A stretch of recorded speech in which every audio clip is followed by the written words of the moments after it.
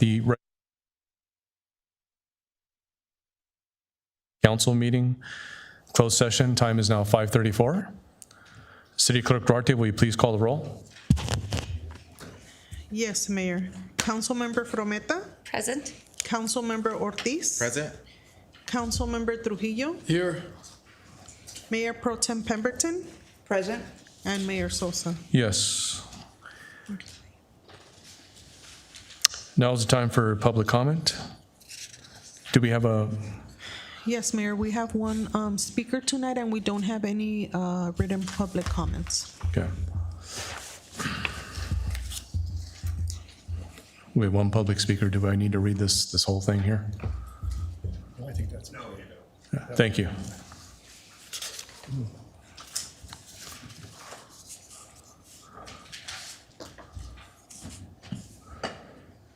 Good evening. Nothing like expediting government. Avoid the unnecessary verbiage. Seeking conference with labor negotiator Mr. James McQueen is the Downey Firemen's Association, the Downey Fire Management Association, and the Downey Police Officers Association. I would like to encourage those groups, along with Mr. McQueen, to settle on a legitimate contract for these groups and these men and women, that they be compensated justly for the work that they do, in spite of the ridiculous antics of the city council and the other silly things that you have them participate in, instead of doing what their prime function is, especially providing public safety. If you ask ChatGPT what the main concern is of public safety, and that what the biggest lie is from local, county, state, and federal government representatives is, ChatGPT responds, public safety is the biggest lie that you purport to support. So we know whenever you say public safety, we know you're not serious. We still don't know anything about chemtrails. We don't know the number of people that were disappeared from the ICE Nazis on the Downey sidewalks. We were supposed to have a number of that 2 months ago. No number. Matter of fact, I don't think it was any. But these folks in these associations, the residents want them to have a 5% raise in 3 subsequent years.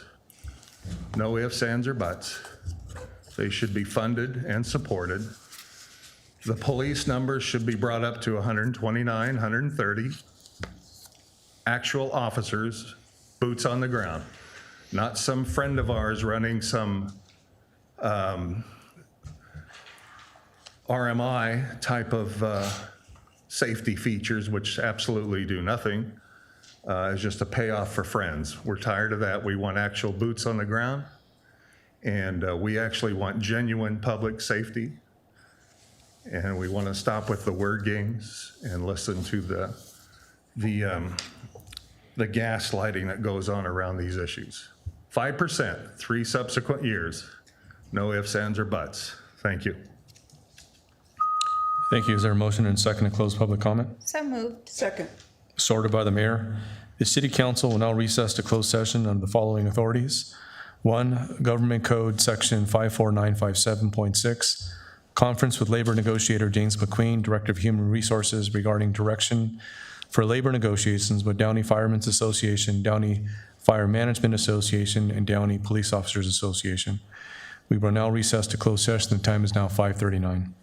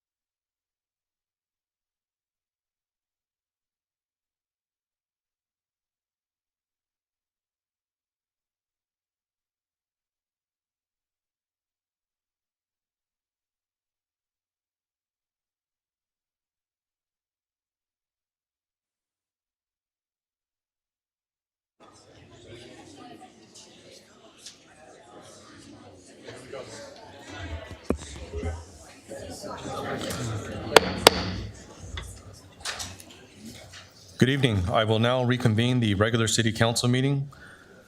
In closed session, City Attorney Funk, well, the time is now 6:32. City Attorney Funk, will you please report the closed session action? Yes, good evening, Mayor and Council and members of the public. The City Council in tonight's closed session took up all matters on the closed session agenda. There is no reportable action from tonight's proceedings. Thank you. Thank you. Good evening, everyone. Thank you for joining us. Before we begin the regular city council meeting, open session, I would like to remind members of the audience that anyone wishing to speak during public comment must obtain a number card from the city clerk.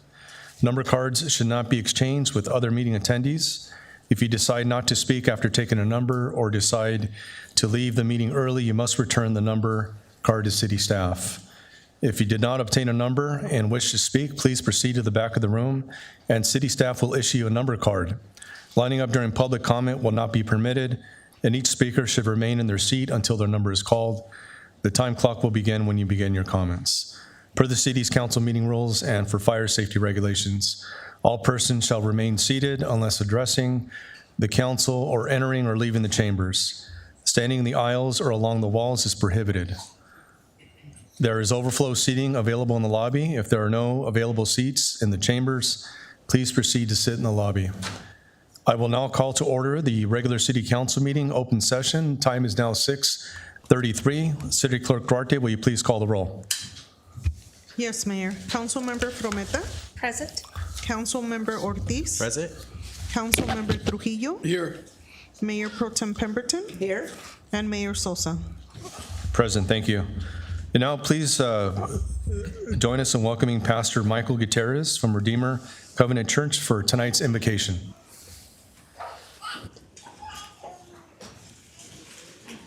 Good evening. Good evening. Would you pray with me? Dear God, I start off tonight thanking you for this great city of Downey, God. Thanking you for all the roles and positions that make it up. I thank you for the city council that you have allowed to be in their positions, God. For such a time as this, you have gifted each one with knowledge and skills and wisdom to make decisions for the betterment of our community. I also thank you for the first responders that are here tonight. I thank you for the bravery that they display each day, God, keeping us safe and keeping us living to our best potential. God, I pray tonight as the city council makes decisions, I pray that you would bless them with a spirit of unity, God, that you would make them one and you would make their hearts in common, God, that you would allow them to seek to understand one another, seek to ask good questions of one another, seek to love one another ultimately, so that our city could be bettered by their faithful work that they continue to do. God, I pray that you bless them with your discernment on how things should go in our city, God. I pray that you would bless each of them, bless their families, bless the work that they do, and bless the communities that they represent, Lord. In Jesus' name, amen. Thank you, Pastor Gutierrez. And now for the flag salute, let's welcome Girl Scout Troop 7272.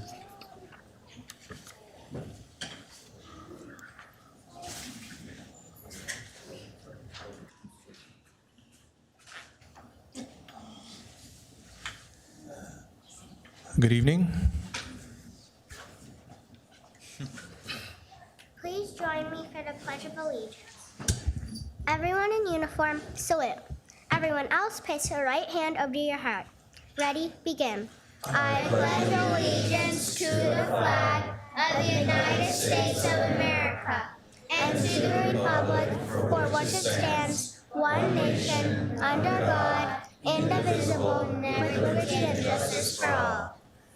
Thank you. Let's hear for Troop 7272.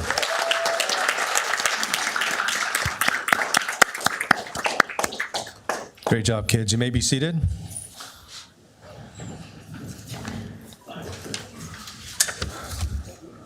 Good evening. Now is the time for city council member announcements, requests for future agenda items, and conference and meeting reports. I will start to my far left with council member Horacio Ortiz. Thank you, Mayor. Hello, everybody. Go Dodgers, right? What do we have? The score is 2-1, but it'll be better, don't worry. Mayor, I don't have much to report. I did attend 2 events. I went with my colleagues to the State of the City of Montebello, and afterwards I got an opportunity to support our PD at the Lazy Dog for their Pink Patch fundraiser. As a restaurateur, I'm sure now you know the struggles of working in a restaurant, right?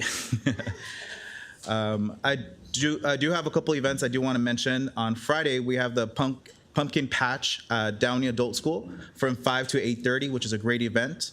And Sunday, we have a Dia de los Muertos from 11 to 8 at the Civic Center, which is another great event for our community. And I just want to wish everybody a happy Halloween. I know it's going to be a good time. Please be safe if you're walking your kids in the streets, and just have some fun. Thank you, everybody. Thank you, Councilmember Ortiz. Councilmember Mario Trujillo. Thank you, Mayor. I had the opportunity to attend the Downey Conservancy 15th anniversary. Congratulations to them. As you know, Downey has, or you may not know, Downey is very rich in history. I encourage everyone to Google the city of Downey and learn a lot more about us, but I want to thank the Conservancy for doing the work of keeping our history alive. Apart from that, I have no items to request. Thank you, Mayor. Thank you, Councilmember Trujillo. Mayor Pro Tem Dorothy Pemberton. Thank you, Mayor Sosa. Welcome, everyone. I have a few comments that I have. Now, October, as we know, has a number of events in there. October is Breast Cancer Awareness Month, and this is the most common cancer in women in the U.S. next to skin cancer. Breast cancer deaths have dropped by 44% since 1989 due to awareness and preventative measures like screenings and mammograms. 1 in 8 women will get invasive breast cancer in their lifetime, so healthy living and early detection saves lives. And don't forget to do all your mammographies and self-check. And thank you, as our colleague Ortiz had said, the pink patch we had at the Downey Lazy Dog, and thank you to the officers who were serving and our chief. October is also Oktoberfest, and it's a great German celebration of music, dancing, food, and of course, pretzels and beer. So I hope you can attend in the Oktoberfest. We still have about 1 more week to go, and if you don't know where, try Old World in Huntington Beach. Jawohl. I attended Famous Dave's barbecue ribbon cutting in the Landing. It's located next to Johnny Carino's, and the food is amazing. So if you don't have time to barbecue yourself, go there. And please support our local restaurants. As my colleague here mentioned on the Downey Conservancy, I too attended at their 15th anniversary at a beautiful home in Orange Estates. It's called the Sherwood Home, and it was built in the 1930s and exudes all its original charm. It was home to the Too Good family. Who are they? They partnered with Glenn Bell to start El Taco, and then Mr. Bell sold his shares to start Taco Bell. Yep, the Taco Bell building that was on Firestone across from the Home Depot that's there today. So we thank the Conservancy, like Councilman Trujillo has said, for enriching our history, especially Kathy Perez and George Red Fox. And they bring all the old Downey charm to residents, so we never forget their history. I attended also the Indian Diwali Festival of Lights, and this is the BAPS Swami Arayan Mandar, and it's a Hindu temple complex located in Chino Hills. You may have seen it from the freeway. It's right off the 71. So they invited all our elected officials to attend. The exterior is sandstone towers, 78 feet tall. And the interior is beautiful with hand-carved marble. And this former 20-acre farmland became a lavish and ornate temple in 2012 for which worship by the Hindus. And they have a visitor center, and if it's open to the public, and it's entirely made of Burmese teakwood. It's really a must-see, and if you ever have a chance, you have an opportunity to visit the Mandar, please do, located off the 71 and the 60 freeway. Also attended Kids and Cops Day, hosted by Good, Gangs Out of Downey, at Doty Middle School. Over 20 officers engaged with the students, middle school students, playing sports, craft, and just even one-on-one. They started with morning breakfast burritos. I think you provided them, Councilman Ortiz, thank you, and then till lunch. Our chief was there. Did you win any games with the middle schoolers, or he has an injury to show? Won a couple games, but we're pretty sore afterwards. Yeah, the kids really relished it. To see officers in shorts and a T-shirt, that's what we need. We build that relationship of our youth. And thank you to Good and led by Julie Garcia, the Good president. On the consent calendar, I'd like to bring 2 items up to your awareness. Number 3 and 5 that we will approve are exciting items that deal with our new Inspiration Shuttle exhibit in the educational building. Item 3 is approving soliciting bids for construction of the new building to house the shuttle. And item 5 is approving a fundraiser, a consulting service for the Columbia Memorial Space Center as additional funds are needed. I see Ben is watching me now. As you know, we will create 2 new buildings behind the Columbia Memorial Space Center, which is at Discovery Park. The larger building will house the actual wooden mock-up of the space shuttle, our first space shuttle. Its home is going to be 40,000 square feet, and an educational center will also be built next to it for 15,000 square feet. The center will also allow for 2 youth STEM classrooms and an outdoor gathering space. So far, so good? And then events can also be held inside the space shuttle exhibit. And so we can have meeting rooms, we can have banquets. This will become a premier destination for events and dinners. The project is estimated to cost around $29 million, and most of that has been funded through grants and/or our capital project fund. However, the consultant is needed to raise the additional $6 million. And item 8, I'll save for someone else. I'd like to save the date. Kicking off Downey Theater 2025 season, we have Expose and the Jets on Friday, November 7th. Tickets are selling fast and may almost be sold out, but please go online to purchase. I know there's limited seating. And let's see, the Downey Symphony had a pretty much sold out symphony 2 weeks ago at the theater. And while I was there, we had a couple comments from people that needed the elevator. City Manager, I have a request, please. If we could have some signs placed in the theater showing the location of where the elevator is at. Many attendees were kind of lost in looking for it, didn't know that we had one, because we added it on the Measure S funds to put it on the exterior. And then finally, happy birthday to my good friend and colleague, Councilwoman Frometa. That concludes my comments. Thank you. Thank you, Mayor Pro Tem Pemberton. Councilmember Claudia Frometa. Thank you, Mayor. I'm going to keep my comments short. I promise my daughter, Jessica, who is turning 18 tonight, or today rather, that I would keep my comments short. Welcome, everybody. And I do want to wish her a happy birthday, too. We are birthday buddies. It is a pleasure to be here with all of you tonight. It is always a pleasure to see our first responders in the audience. Thank you to our men and women in uniform for keeping our city safe, whether you're fighting fires or fighting bad guys. Thank you. Thank you for keeping Downey safe. I wanted to, again, I don't want to repeat everything that has been said by some of my colleagues. I did also attend the 15th anniversary of the Conservancy, and how critical is it for us to continue to support the efforts of the Conservancy. And I know that we will continue to look at that ordinance and look at various buildings that we need to continue to protect. I know that information will be forthcoming in future meetings, but I do want to wish them a happy 15th anniversary, as well as acknowledge George Red Fox and Kathy for their work with the Conservancy. I want to speak a little bit about Religious Land Use and Institutionalized Persons Act, RLUIPA. In Downey, we have been blessed to be home of dozens of churches of various denominations. And over the course of many years, our churches have conducted large events, and we are always happy to partner with our churches. I do want to make sure that our community knows and understands that as a city, we will not stand in the way of our LUIPA. However, we want to ensure for your protection and the protection of our city that if you are having events that draw special events, that draw thousands of people, that we do have a permitting process for special events. And I will let our city manager speak a little bit more about that later.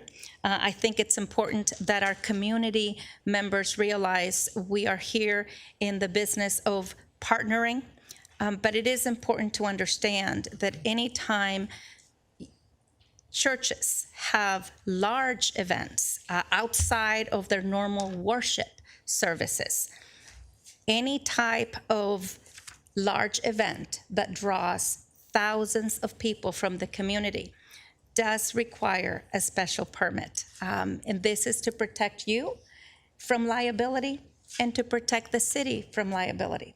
And we are happy to partner with you so that that process is seamless and it's smooth. But again, this is aside from any land use infringement. The city of Downey has always had a very productive, respectful, collaborative relationship with all of our churches. The last few years, we've had probably about 30 of them. So I just want to make sure that our community knows and understands that we are here to partner with you. We don't want to make things difficult, but we do want to make sure that for your protection, any liability and any liability of the city is taken care of through a permitting process that everybody has to go through. Okay? I have a couple of things that I would like to ask staff to look into, especially as we have Halloween around the corner and there will be a lot of trick-or-treaters out there. I would like to make sure that particularly, and I know you have the pumpkin patch that is so well attended in Columbus High. Please exercise caution in the Imperial Highway and Woodruff Avenues, but also in the northeast segment of the city on Gallatin between Lakewood and Downey Sanford Bridge. That area gets particularly heavy with trick-or-treaters. And in the past, unfortunately, we've had a trick-or-treater or two that have been run over.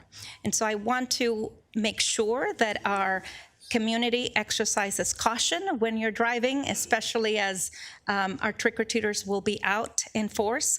And I would like to ask and request our police department, of course, to continue to do vigilance in patrols, particularly on Halloween night, but also on Florence Avenue between Lakewood and the 605. That over the last couple of weeks, once again, we're seeing drivers speed through there.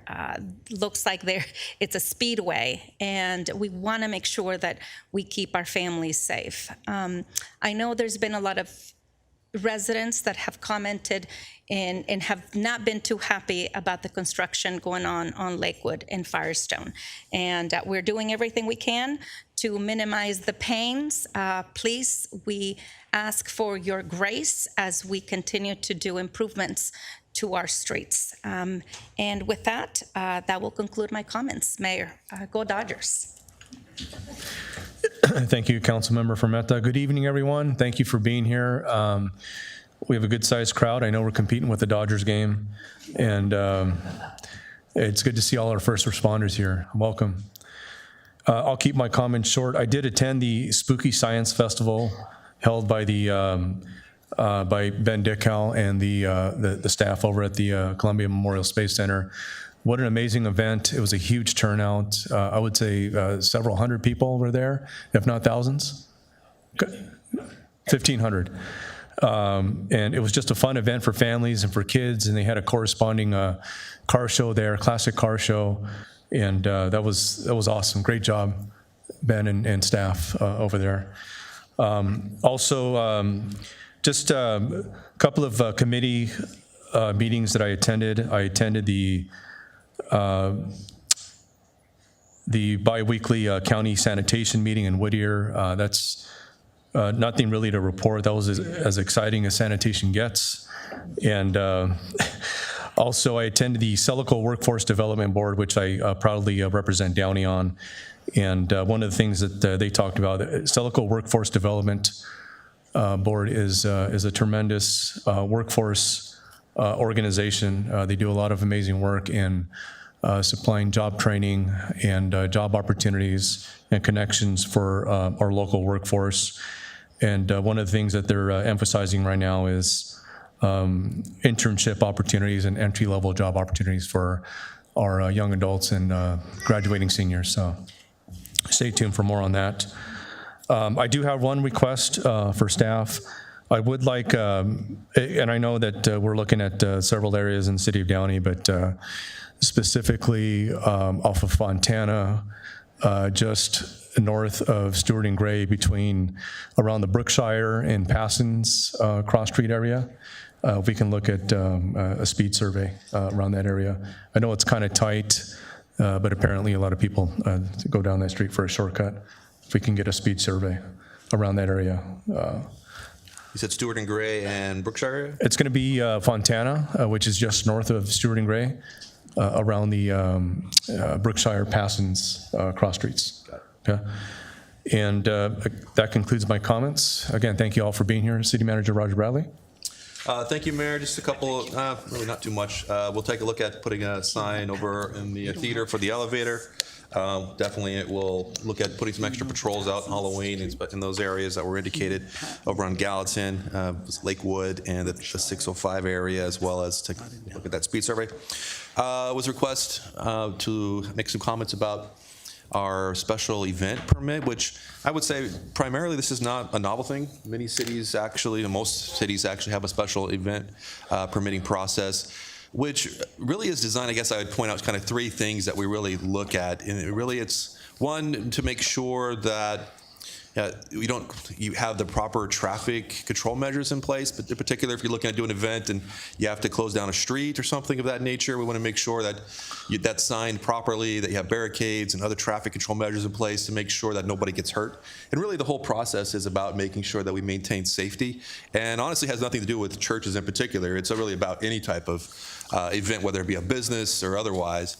We want to make sure that you're a good neighbor for those that are around you. It's not that we say people are bad neighbors, but we want to make sure that there are good control measures in place to make sure that there's through traffic. People can still get to a business, for example, if they want to shop, that you didn't close down their access. Also, we want to make sure, this is a dangerous world out there. There are people that'll come out, and active shooter events are an issue. We want to make sure that the proper safety measures are in place so that you can enjoy your event. We love events in our community. We have lots of them. We want to make sure people can come and have a good time. But the last thing we ever would want to see is that somebody gets hurt at one of them. And so we have our police officers, our police department look at your safety plan to make sure that the proper measures are in place. If you need security, potentially, that's employed, or other things to make sure that you're safe, as well as our fire folks, that they can respond to your event if somebody was injured or otherwise, that they can get there adequately and get access to people, and they're not cut off from being able to help you and your attendees at those events. So that's really what it's for, is to make sure that you're safe, that your event is safe, that there's no nuisance issues for those that might be around you, and that everybody has a good time and a good controlled measure. So I know it's not necessarily the most convenient thing necessarily to go through, but our job is just to make sure, as the protectors of this community, as our public safety team, that your event is effectively maintained and has good security and control measures to take care of your people. Yes. And that's all I have, Mayor. Thank you, City Manager. And one more thing, quick note. Please join us at our annual Veterans Day event. That's going to be on Tuesday, November 11th at the Columbia Memorial Space Center. And that would be a normal day for our city council meeting, but since it is Veterans Day, we will have it the week after. So Tuesday, November 11th, please join us. It's a real festive, and it's always a good turnout for Veterans Day. So thank you. I will now. So the council meeting will be moved from the 11th to the 18th, yes. The council meeting as opposed to being on the 11th, will now be on the 18th for a special date for November. Okay. All right, I will now make my way down for presentations.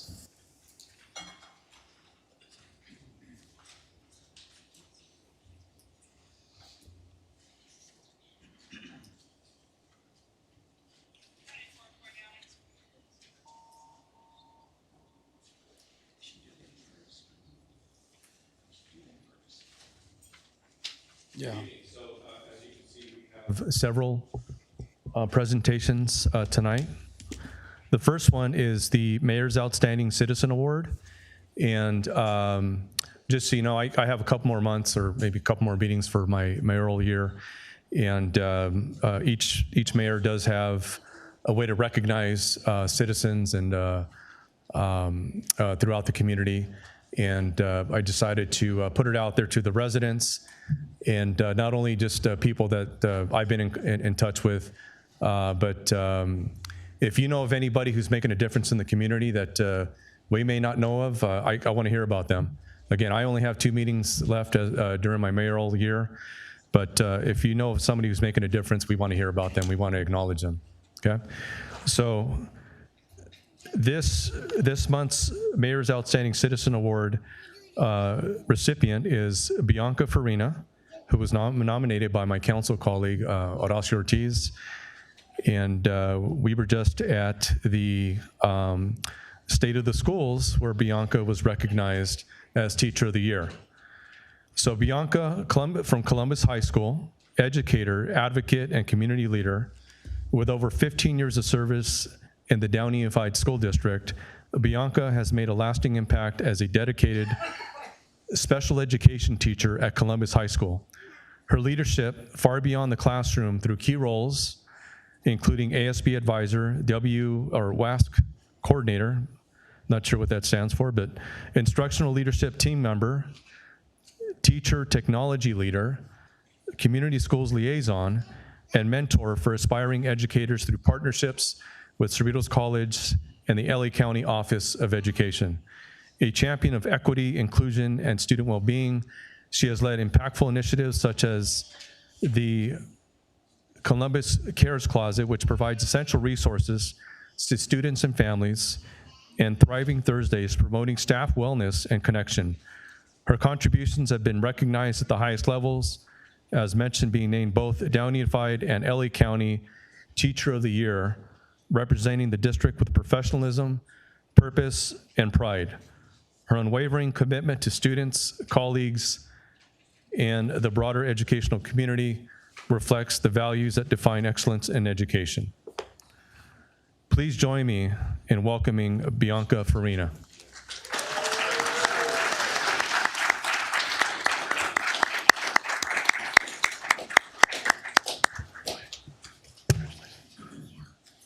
Bianca, I present to you this city pin. And this Mayor's Outstanding Citizen Award in recognition of 15 years of outstanding dedicated service to students and teachers throughout Downey Unified School District. You have championed equity, inclusion, student and teacher well-being through key roles that uplift and empower others. Your unwavering commitment and innovative leadership continue to inspire excellence for students in our Downey community, given this 28th day of October 2025. Congratulations. Thank you.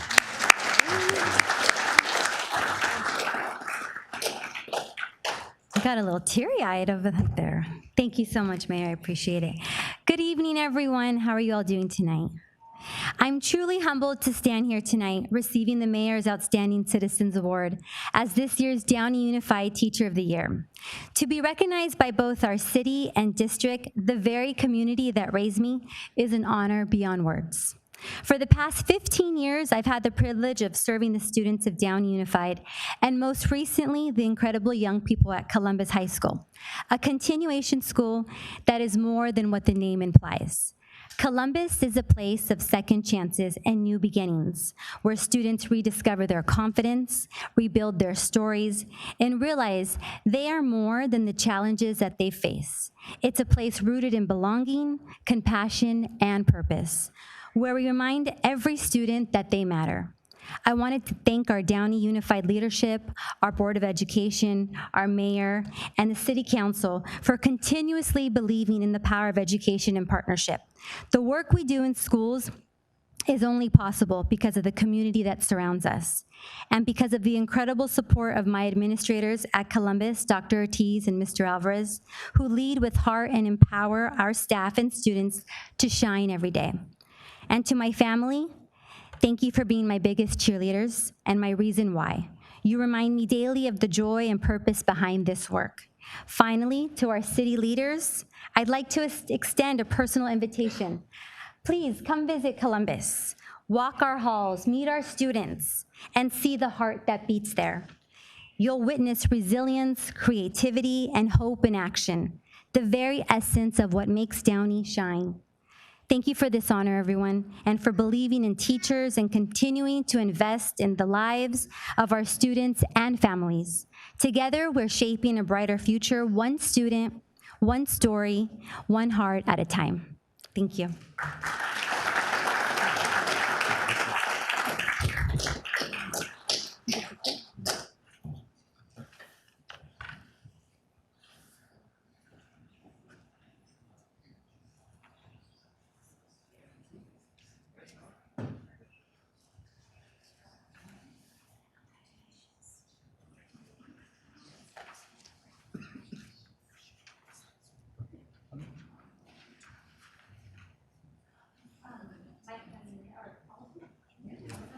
All my family, come up here. This is my village. Everybody, please come on this group.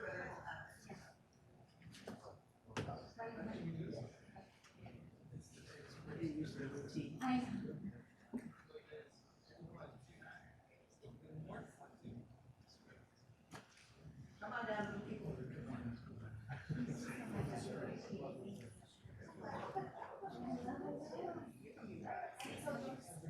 Four of them.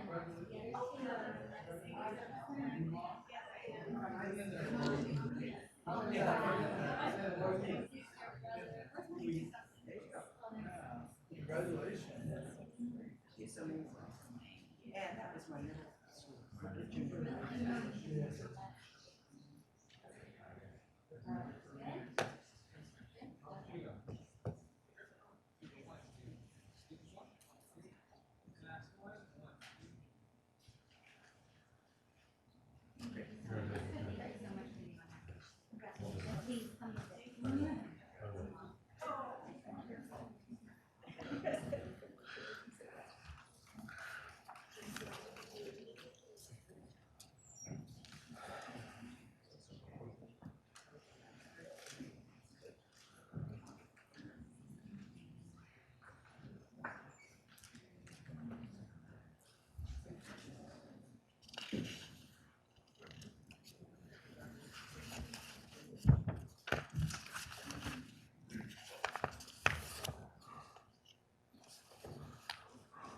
Okay, at this time,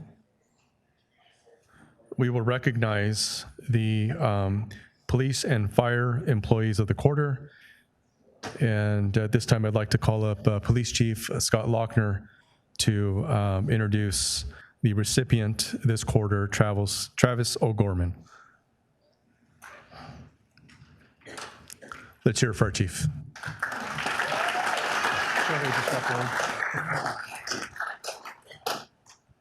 Good evening. If I could have Officer Travis O'Gorman come up here. I'm going to put you on the spot right up here. Come on up. It's our employee of the quarter for the third quarter for this year. It's Officer Travis O'Gorman.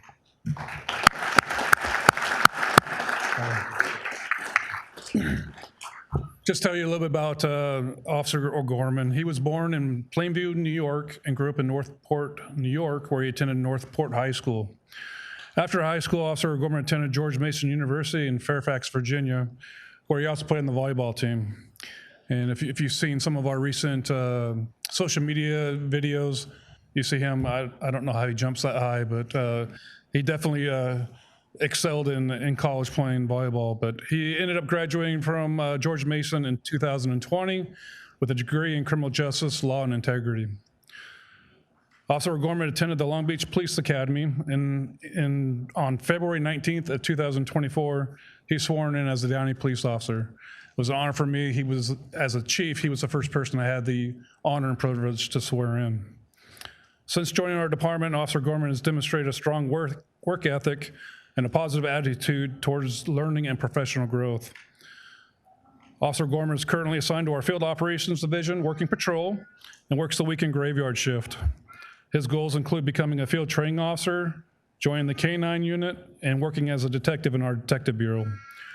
Officer O'Gorman has also made it a goal of his this year to receive the Mothers Against Drunk Drivers Award, which addresses issues with people driving under the influence of alcohol and/or drugs. Outside of work, Officer O'Gorman maintains a healthy work-life balance. He volunteers his time coaching volleyball for Long Beach City College and enjoys playing volleyball at the beach. His involvement in sports and community showcases his commitment to mentorship and teamwork.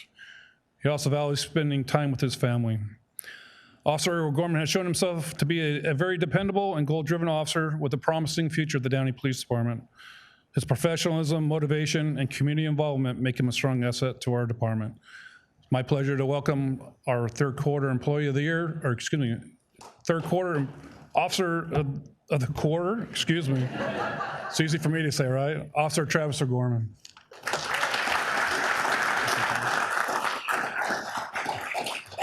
Thank you.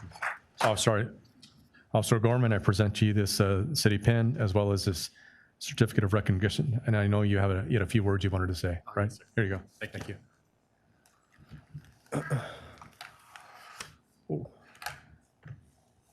Good afternoon, everyone. I just wanted to say thank you, everyone, for coming out. I'm really honored and humbled to receive this award. And I just want to thank everyone for their recommendations. For those that don't know, I work patrol, weekend nights, and the work we do really is a team effort. This award wouldn't be possible without the men and the women to the left and the right of me every night. So for that, I want to thank my coworkers, Chief Nother, my captains, my lieutenants, and everyone who stands for our department.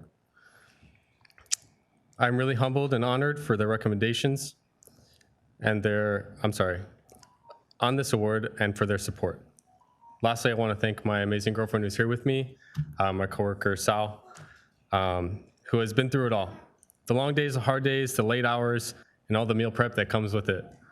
I couldn't ask for a better city, a better team, and a better community to be a part of and serve. And lastly, I want to thank council members and everyone here for their recommendations and for this award. Thank you.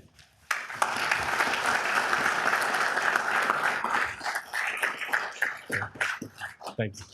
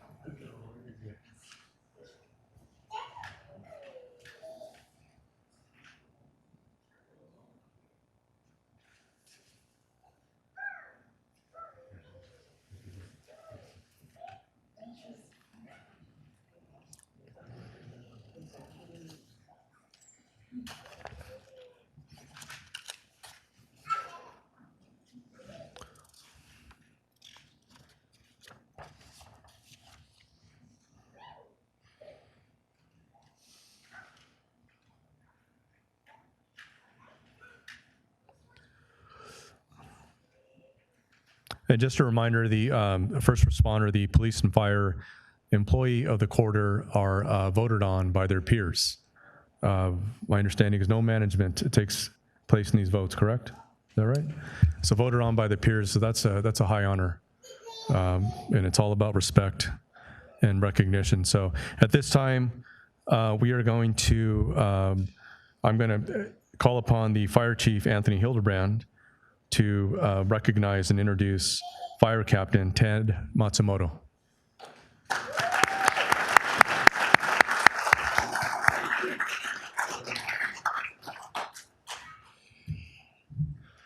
Come on down, Ted.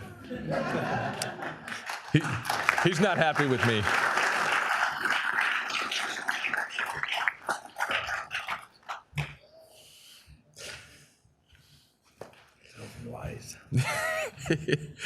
Fire Captain Ted Matsumoto has embodied quiet leadership and dedicated service throughout his career in Downey Fire Department, which began in 1995 when he became a firefighter.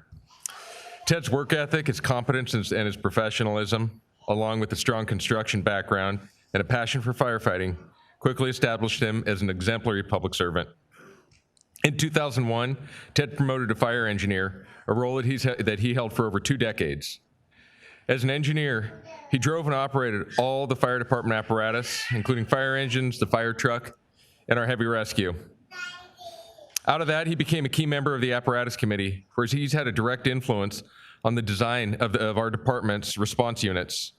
Most recently, he played a pivotal role in the design of our new 100-foot ladder truck that we saw a couple of weeks ago here at City Council, and it's going to serve our community for the next 20-plus years. Beyond his core duties, Ted's construction skills have been instrumental in developing the department's infrastructure, aiding in DFD facilities development. Everywhere at Downey Fire Department, you can see Ted's fingerprints.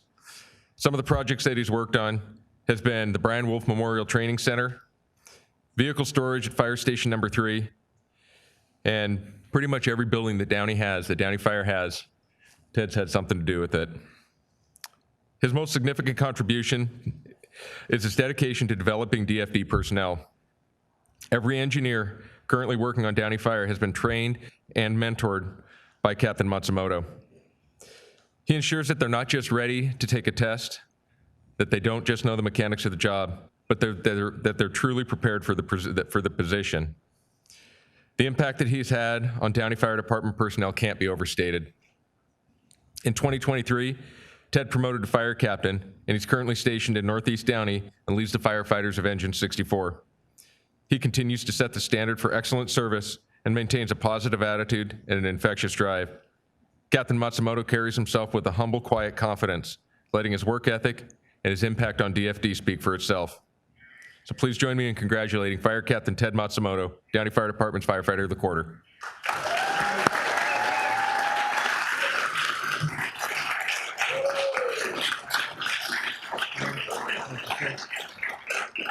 Fire Captain Matsumoto, I present to you the city pin and this recognition for your dedication, outstanding performance of the Downey Fire Department. Here you go. Thank you. Sir. Would you like to say a few words? Of course. I'd like to say thanks to the city manager, the mayor, all the city council members, my fire chief.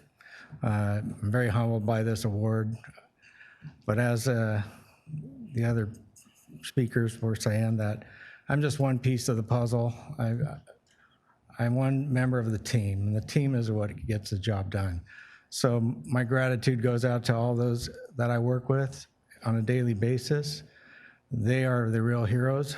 I love to take credit for this just by myself, but this goes to all of us. I appreciate the acknowledgement. Thank you for the command staff, the battalion chiefs, everybody that's involved with this award. Thank you very much. I appreciate it.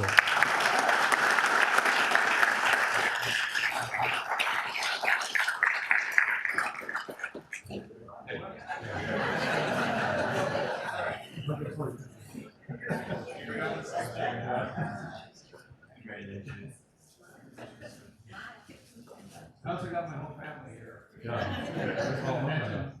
My beautiful wife, Downey, my son is here.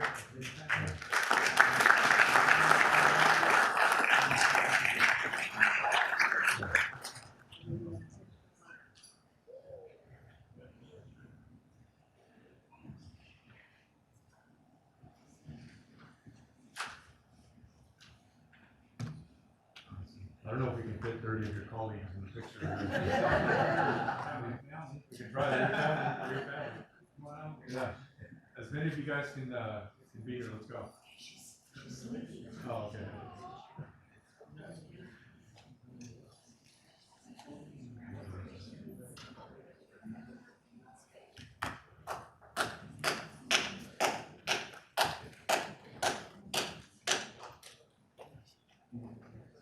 All right, Horacio, come in, assume the back row here.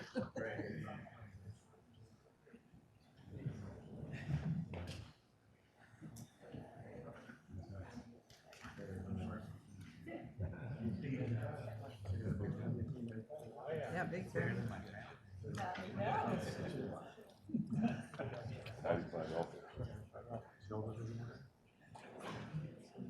You know, you have the ladder?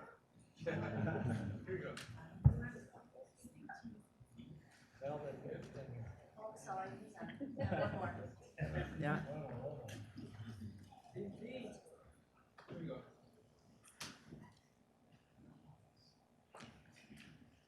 Hey, all right.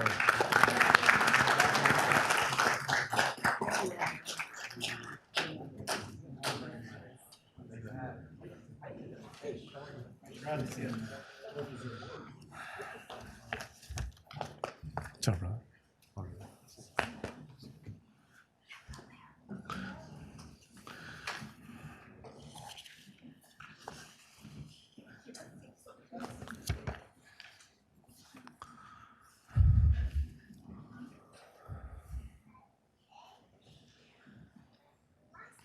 At this time, I'd like to call Fire Chief Anthony Hildebrand back up in recognition of Regional Fire Communications Operator in her retirement, Eugenia Brunet.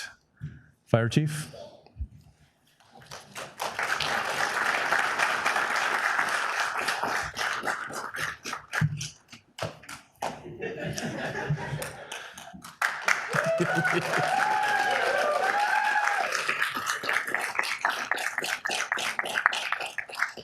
Another one that doesn't want to stand up here with me.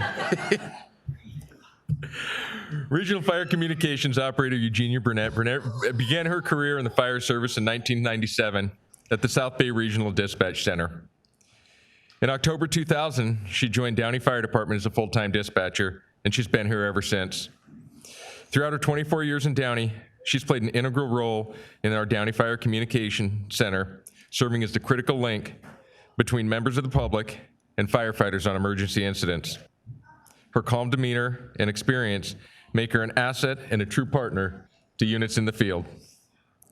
And on a personal note, for my entire career, she has been a lot more than a voice on the radio. She's been a sense of calm, she's been an experienced professional, and I can't overstate how important she's been in resolving all of the calls that we've been on. So in her well-deserved retirement, Eugenia plans on traveling and spending time with her grandchildren. And while your professionalism and dedication will be missed at Downey Fire, we wish you the very best in your retirement.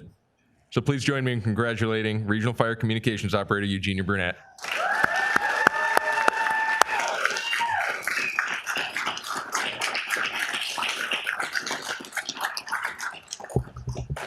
Congratulations, Eugenia.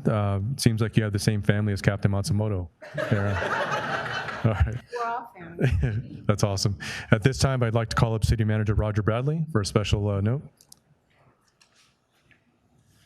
Thank you, Mayor. On behalf of the organization, on behalf of the city, I want to congratulate you, Eugenia, on your 23 years of service to the community. It's impressive. Thank you for all the things that you've done, for all the hard nights and tough phone calls that you've taken. Thank you for the blood, sweat, and tears you put in this community. The city is very thankful for all your service. So congratulations and have fun in your retirement.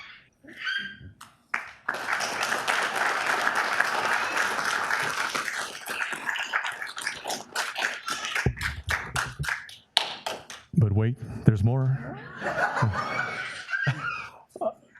And I'll also like to present this city pin, Eugenia, and also this certificate of recognition for your 25 years of dedicated service to the city of Downey, your selfless service. We appreciate you, and I know your family here appreciates you. Congratulations, Eugenia. Thank you. I didn't even write it in. Ooh, being short. Yes, I'm short. I want to thank everybody, City Council, HR, Human Resources, and my whole family, not only my personal family I love, but these brothers. everybody that I woke up, everybody during my hardest time, they were there for me. You guys were all there for me. Chief, we've been through a lot. And you're all of you, Ras, everybody, Zelda, our wonderful secretary, Patrick, my supervisor, thank you. It is a team, as Matsumoto did say. We are a team, all a part, and it moves together. And I'm honored to have served the city this way. And it's going to be hard to step back, but I'm going to do it. I'm going to step back. It's going to be hard. I still live in the city, so it won't be far. But thank you again. It was my pleasure.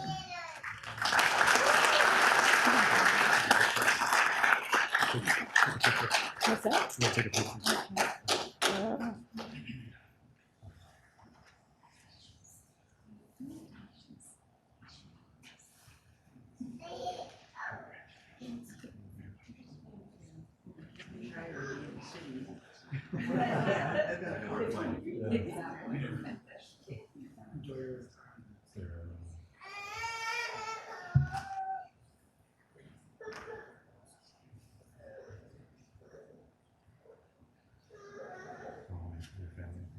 Family?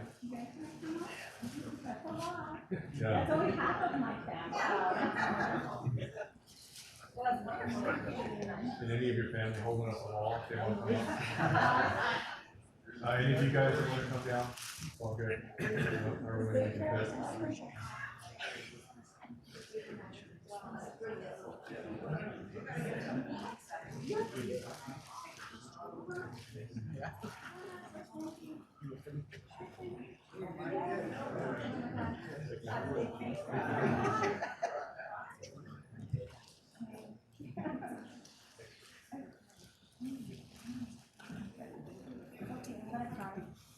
There we go.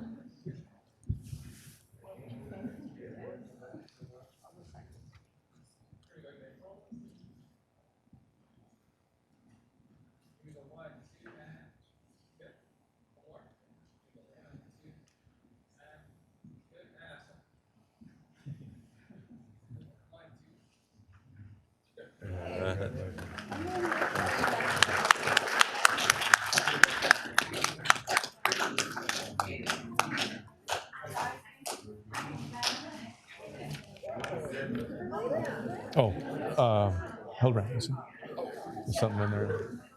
That's all right. Oh, that's yours. Yeah, these are Yeah. We're good.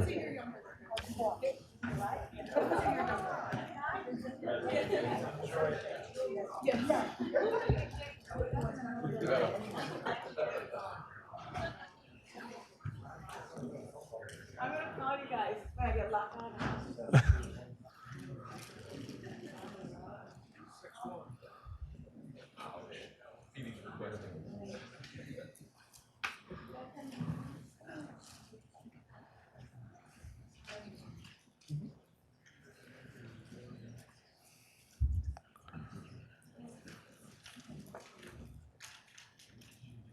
Congratulations once again, Eugenia. Since you're still in the city, you're going to change your number. You're retired now.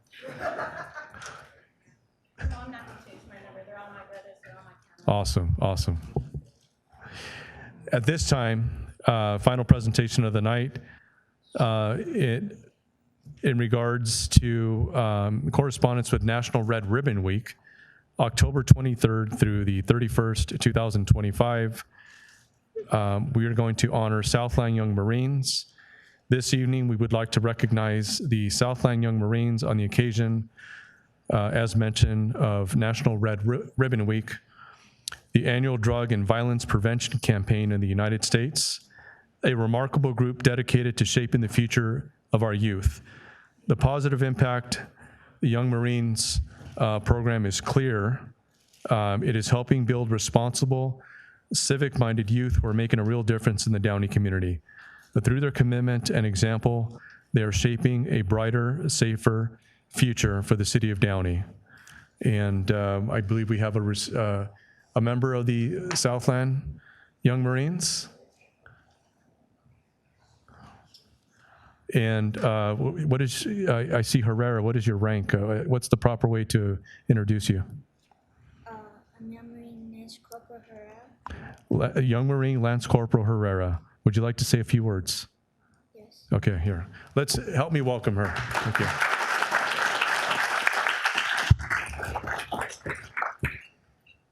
Hello, my name is Harley Herrera. I'm 9 years old, and I'm a Young Marine Lance Corporal with the Southland Young Marines.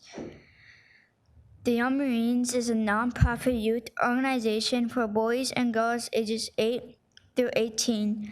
Our core values are teamwork, leadership, and discipline. We give back to our community and our veterans with community service events.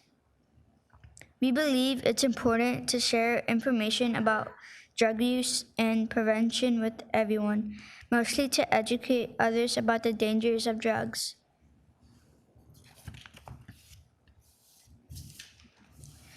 To help spread our drug-free message, we participate in Red Ribbon Week.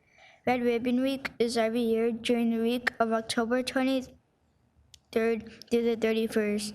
It started after DEA, Drug Enforcement Agency, agent Enrique Camarena was killed while fighting the war on drugs. We wear these red ribbons to pledge to lead drug-free lives, to honor his memory and sacrifice. In August and September, we send letters to our city council, mayors, and board of supervisors requesting a proclamation to declare Red Ribbon Week, October 23rd through the 31st.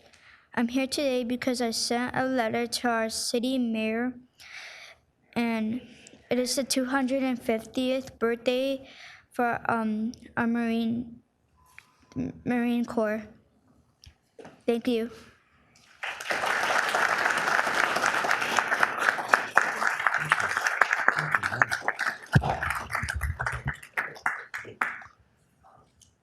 That's awesome. She just gave me a challenge coin for the Southland Young Marines. That means next time I see you, I got to buy you a lemonade, right? Is that how that works? I will present this. Let's hear it for Lance Corporal Herrera. Isn't that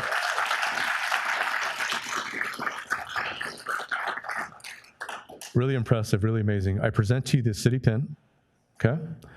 And I'm going to read a few of these. There's a few items on here in proclamation. I want to thank you, and my colleagues feel the same, and representing such a fine organization. And I think you're well on your way. This is in recognition of areas, communities across America. And I want to emphasize this because it's really important, the work that you're doing, Herrera, Lance Corporal Herrera. Communities across America have been plagued by the numerous problems associated with illicit drug use and those that traffic in them, and that there is hope in winning the war on drugs, and that the hope lies in education and drug demand reduction, coupled with the hard work and determination of organizations such as the Young Marines, led by folks like yourself, Lance Corporal, of the Marine Corps League, to foster a healthy, drug-free lifestyle. And governments and community leaders know that citizen support is one of the most effective tools in the effort to reduce the use of illicit drugs in our communities. And the red ribbon has been chosen as a symbol commemorating the work of Enrique Quique Camarena, a DEA Drug Enforcement Administration agent who was murdered in the line of duty, and represents the belief that one person can make a difference. And the Red Ribbon Campaign was established by Congress in 1988 to encourage a drug-free lifestyle and involvement in drug prevention and reduction efforts. And October 23rd, 31st has been designated National Ribbon Week, which encourages Americans to wear a red ribbon to show their support for a drug-free environment. I, Hector Sosa, the Mayor of the City of Downey, do hereby recognize the week of October 23rd, 2025 through October 31st, 2025 as National Red Ribbon Week on behalf of the people of Downey, and urge all citizens to join me and Lance Corporal Herrera in this special observance. And I want to thank you, personally thank you, when you sent me this email, to me, it was a no-brainer to get you up here and to recognize you and for all the amazing work that you're doing. We're all very proud of you. Congratulations on receiving this proclamation on behalf of the National Red Ribbon Week, and keep up the good work, Lance Corporal Herrera. Thank you.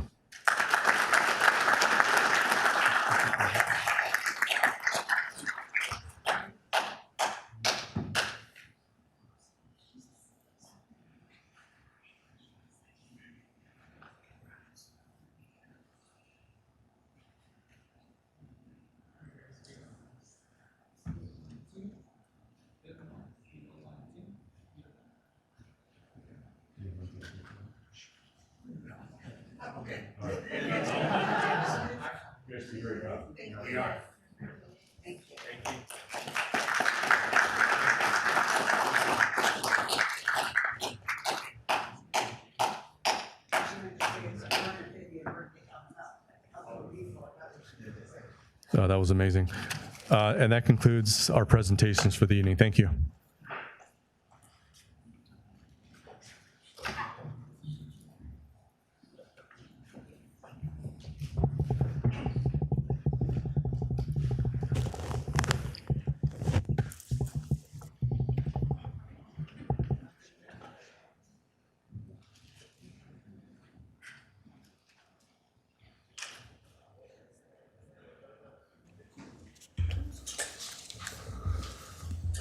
Okay, now is the time for public comment regarding agenda, consent calendar, and non-agenda items.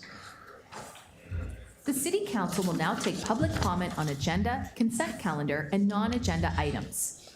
If you did not receive a number card and wish to speak, please proceed to the back of the room to be issued a number card by city staff. We will be calling blue number cards for the public comment period.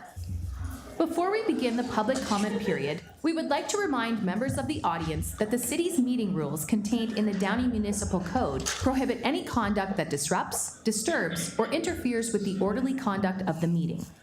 Copies of the meeting rules are located in the back of the chambers. Members of the audience and speakers who violate these rules and cause a disruption will receive one warning and then may be removed from the meeting. Violations of the rules of decorum for council meetings may also result in an administrative fine under the municipal code or citation for a misdemeanor under Penal Code Section 403. The City Council acknowledges the right of the public to address issues that are within the city's jurisdiction and invites the public to do so during the City Council meeting. However, this right must be balanced with the need of the City Council to conduct the public business in a fair and efficient manner, free from disruption or disturbance. We expect that everyone who participates in today's meeting, from the members of the council here on the dais, to staff, to the members of the public in attendance, do so with respect and dignity. Please refrain from using profanity, name-calling, or behaving in a way that disrupts this meeting. This includes yelling, whistling, booing, screaming, and any other outburst that disrupts or disturbs the meeting. Any conduct that interferes with or disrupts persons who are addressing the City Council. Any conduct that interferes with or disrupts council members while they are speaking.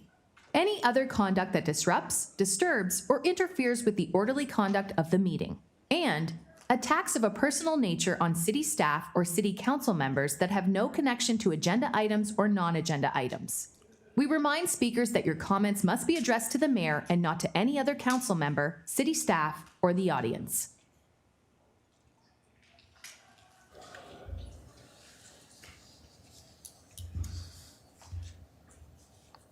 City Clerk Duarte, did we receive any written public comment to be incorporated into the record? Yes, Mayor, we received one written public comment from an employee of the Central Basin Municipal Water District regarding former Central Basin Municipal Water Board member Marta Camacho Rodriguez. Thank you. Is there a motion and a second to receive and file written public comment? So moved. Second. Please vote.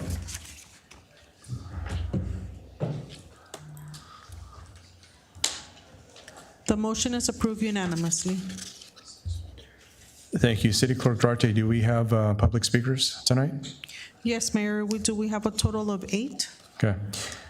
Thank you. Based on the number of speakers, each speaker will have 3 minutes to address the City Council. I remind all speakers that you must remain seated until your number is called. Speaker number 1, please come forward.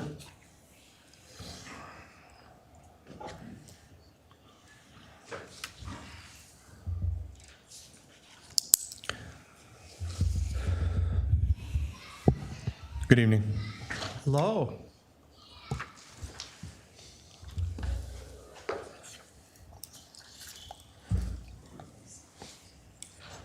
Give me a little time.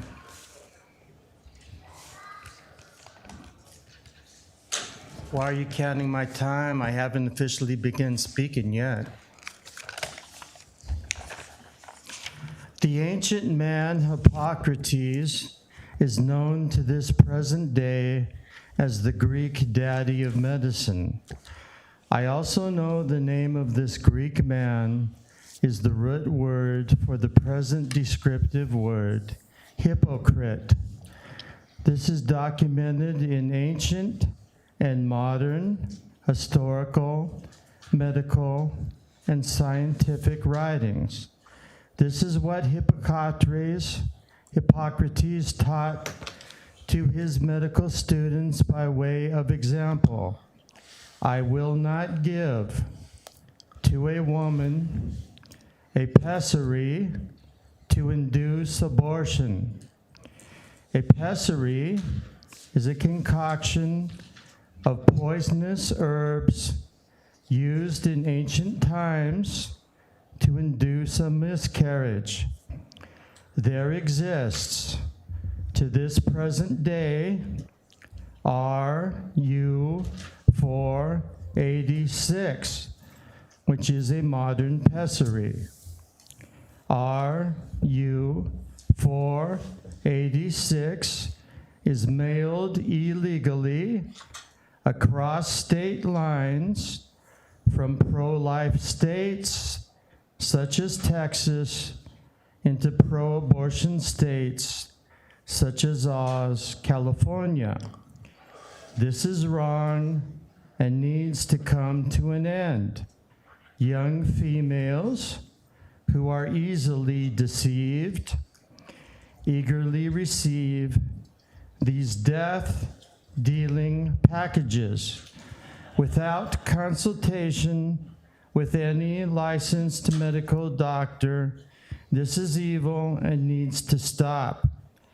I request every Christian believer within the sound of my voice to fervently pray unto the true God, who is the Emperor of the universe, in the name of Jesus, his only begotten Son, words to this effect: that God will forgive our governor, Gavin Newsom, for his donkey-like stubbornness in promoting abortion. This is Thank you. not... Speaker number 2, please come forward.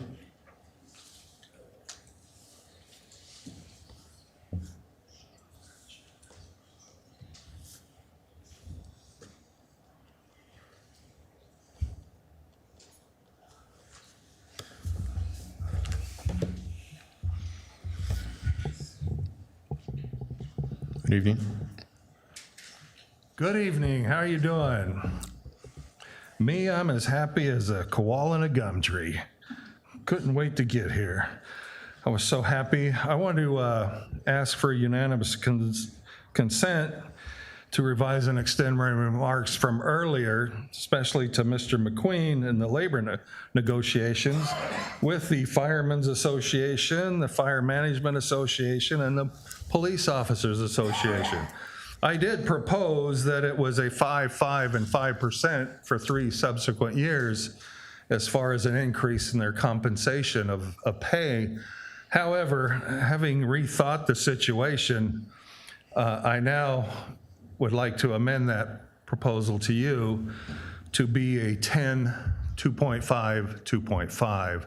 That way you can front load the pay raise to those that are going to retire and the new people that want a boost in their economic prowess, that they can be retained, and it will help with the retention of people in our police department and fire departments. I think that would be a good deal. I think you should really consider that. It would also be asked of you to also cooperate with DHS, Department of Homeland Security's in speeding up the deportation process of illegal aliens in this country, working with President Trump and getting those people that shouldn't be here out of here, and we could have a level playing field and be following the rule of law, although some of you really disagree with that. I mean, you've made fools of yourselves on Firestone Boulevard, holding up half American and Mexican flags and things like that. Absolutely disgusting. Red Ribbon Week, drugs. Thank God we have a president like Donald Trump who is blowing up drug boats from Venezuela. That's how you take care of the situation. If it wasn't for him, they'd be flowing in here instead of all this phony feel-good happy talk about how we hate drugs. That's how you do it.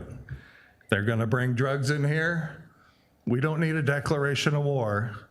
We just want to kill them. That's all. Okay, very simple. And also, Red Ribbon Week, no pot shops in Downey.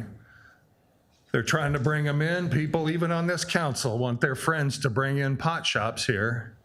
And then they try to convince you that there are educational opportunities, that it'll bring in tax revenue. You're going to tell kids that to go to the pot shop to buy pot so we can improve the reading scores? I don't think so. Thank you. Thank you. Speaker number 3, please come forward.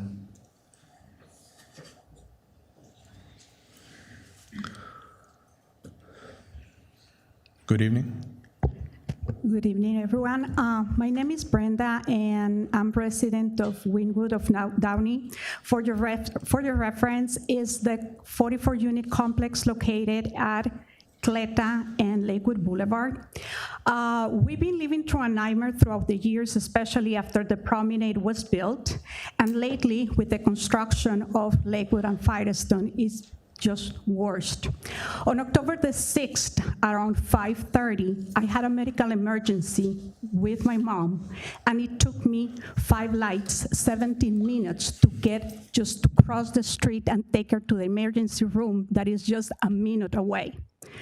This is completely unacceptable, especially because, like I said, we've been dealing with this for years. I'm glad Fire Chief is here because I'm wondering if you have a plan to move 18-wheeler trucks blocking the only exit we have in that residential building. I understand City of Downey needs to grow. I agree with this type of improvements in our intersections, but it has to come with a comprehensive traffic plan. We cannot live like this. Our intersection is completely blocked at the peak.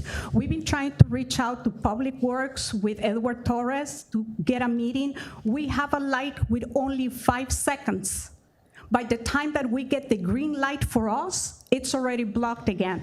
Horacio, we've been trying to reach out to your office. We are your district. You are not getting back to us. Police, Please, ma'am, please direct your comments towards me, please. Oh, okay. So there's no enforcement. I know signs have been put up there, but there's no enforcement. People keeps blocking the intersection. At the peak, it's horrible. So we need to bring this out to your attention because something needs to be done for us. Our safety, we have elder people, disabled people living in there.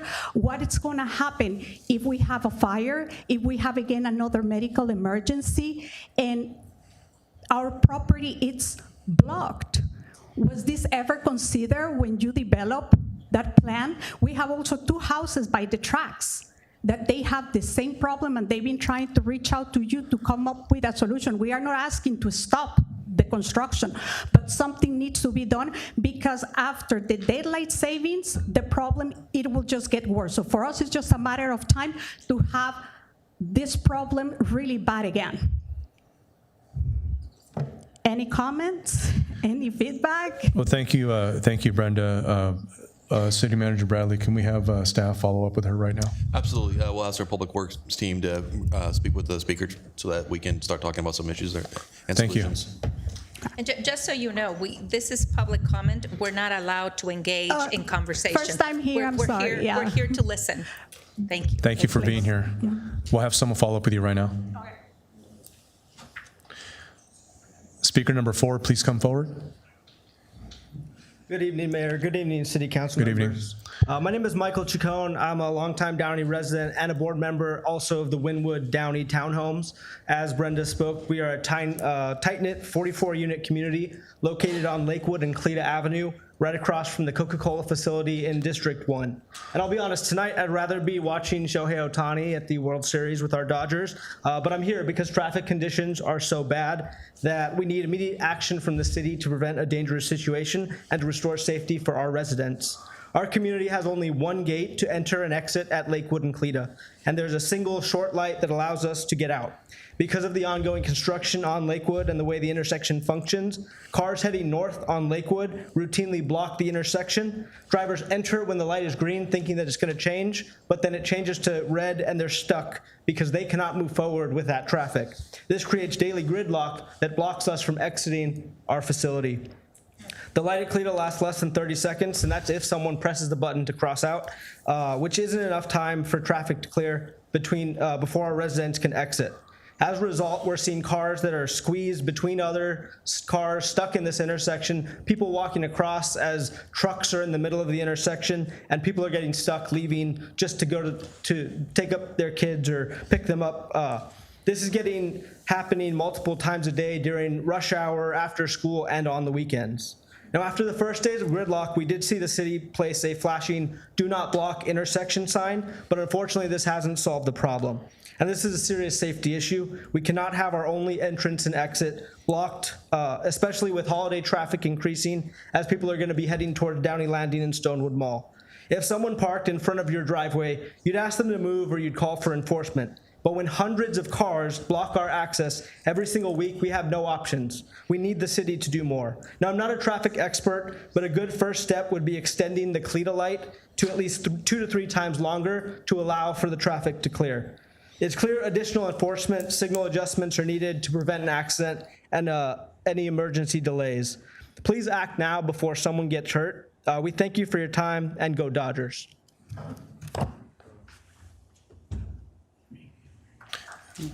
Thank you. And Mayor, just real quick, we'll have our Public Works team follow up with the resident as well, but we do understand the concerns there. I understand we'll take a look at some of these issues and see what we can do. I know that we've been trying to find some solutions for that, for the problems that are occurring there, but our team will follow up and we'll continue to search for solutions to those problems.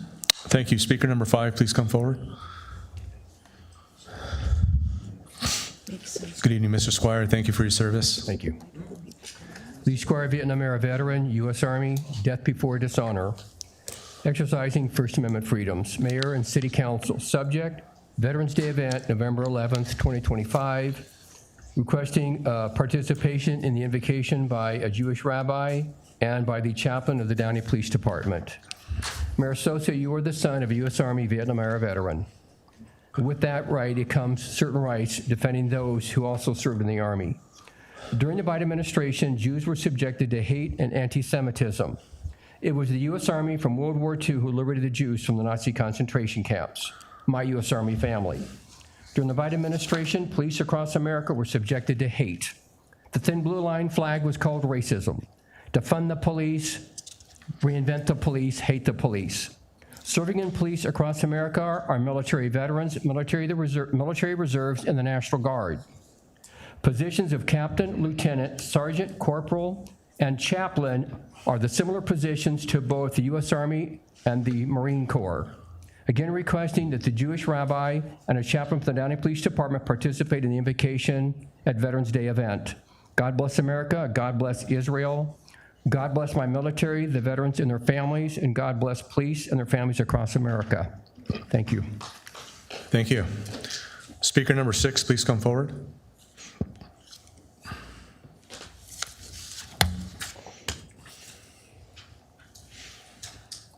Good evening, Pastor. Hello, Mayor and council members. Thank you for your comments and clarification on the permitting process for special events earlier.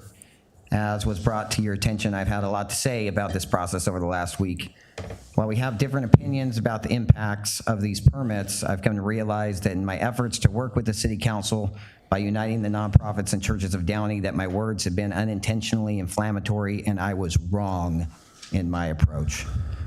I've clarified to Legacy and anybody who might have misunderstood that the only enemies we have are spiritual, not people. And our problems are problems, not people. And we work with people to fix our problems.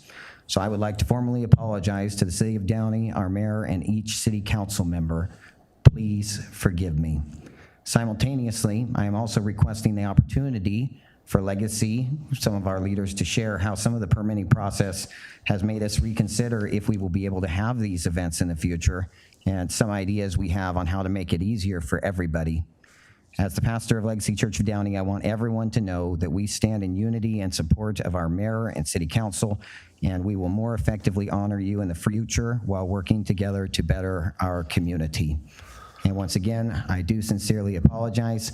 I don't totally understand how to work together to bring about change, and I wrongly believe that getting a lot of people together was the right way to go about that. So please accept my apology, and thank you for all that you do and for allowing me to offer it. Thank you, Pastor Hicks. Our city staff will be reaching out to you to set up a meeting. Thank you for your words. Speaker number 7, please come forward.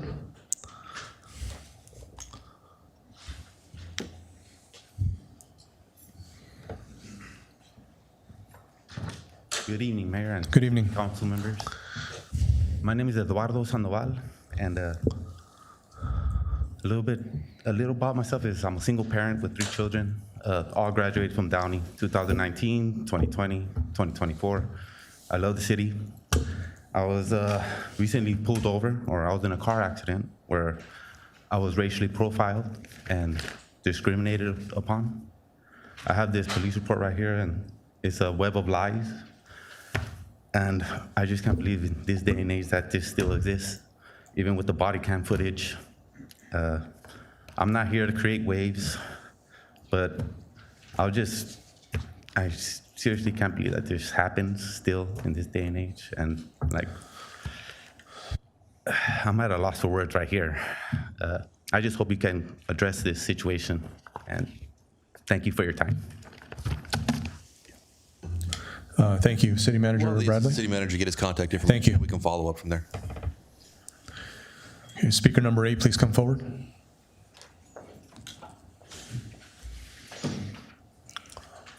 Good evening, George. Hi.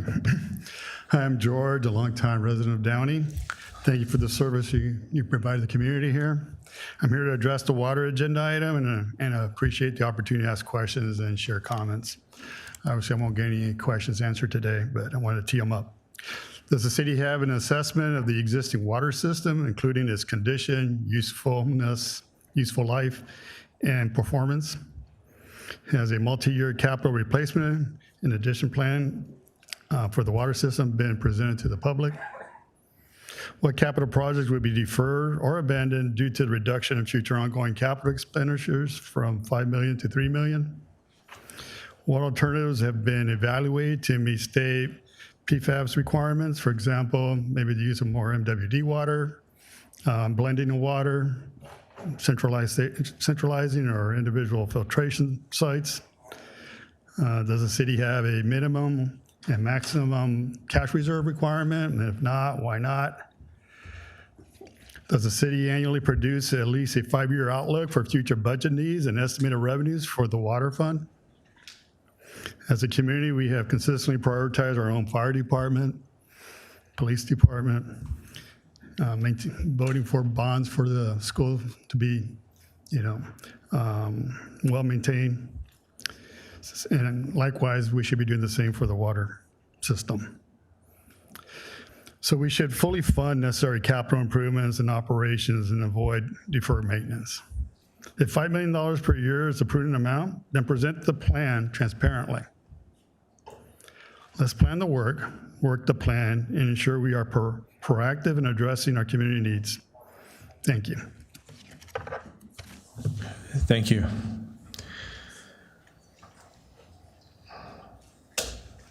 Is there a motion and a second to close public comment? So moved. Second. Sorted by the mayor. Now is the time for consent calendar items. Are there any council members that would like to remove or abstain from an item?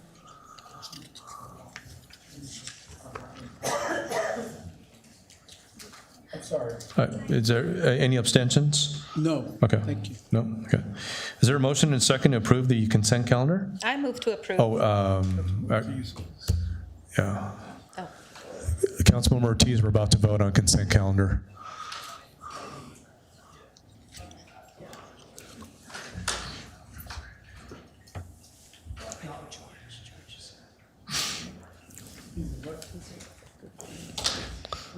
Councilmember Ortiz, do you have any abstentions? I don't. Okay. Is there a motion and a second to approve the consent calendar? I move to approve. So moved. Please vote.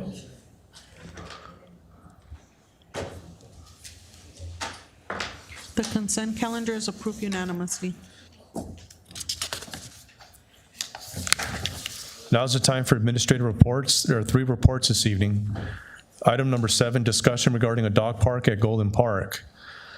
That City Council discuss and provide staff with direction regarding options for the installation of a second dog park at Golden Park. City Manager Bradley, is there a staff report for item number 7? Yes, there is, Mayor. We have Director Chacon here to provide the presentation. Thank you. Good evening, Director Chacon. Good evening, Mayor, members of the council. Tonight before you, staff seeking direction regarding the dog park at Golden Park. As a background, at the June 2023 City Council meeting, staff was directed to research possible locations for an installation of a second dog park. Subsequently, at the March 2024 City Council meeting, staff presented council with options for possible dog park locations, taking into account some factors that we presented to the council, including land ownership and lease restrictions, community access to current sites and parks, availability of parking, existing park programming, available water sources, and potential impact to residential neighborhoods. Ultimately, staff was directed to proceed with Golden Park and begin preliminary design concepts and community outreach.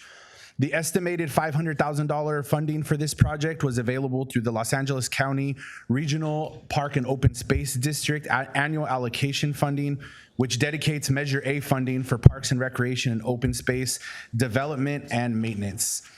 Staff began community outreach during our summer concerts in the park series, where the community had an opportunity to view the design concepts, as well as provide feedback and recommend preferred apparatus features that might be included in the dog park. Overall feedback during the summer concerts were positive about the new dog park. However, the majority of feedback received centered around the current conditions of our dog park at Rio San Gabriel and how those needed to be upgraded if we were going to be building a second dog park.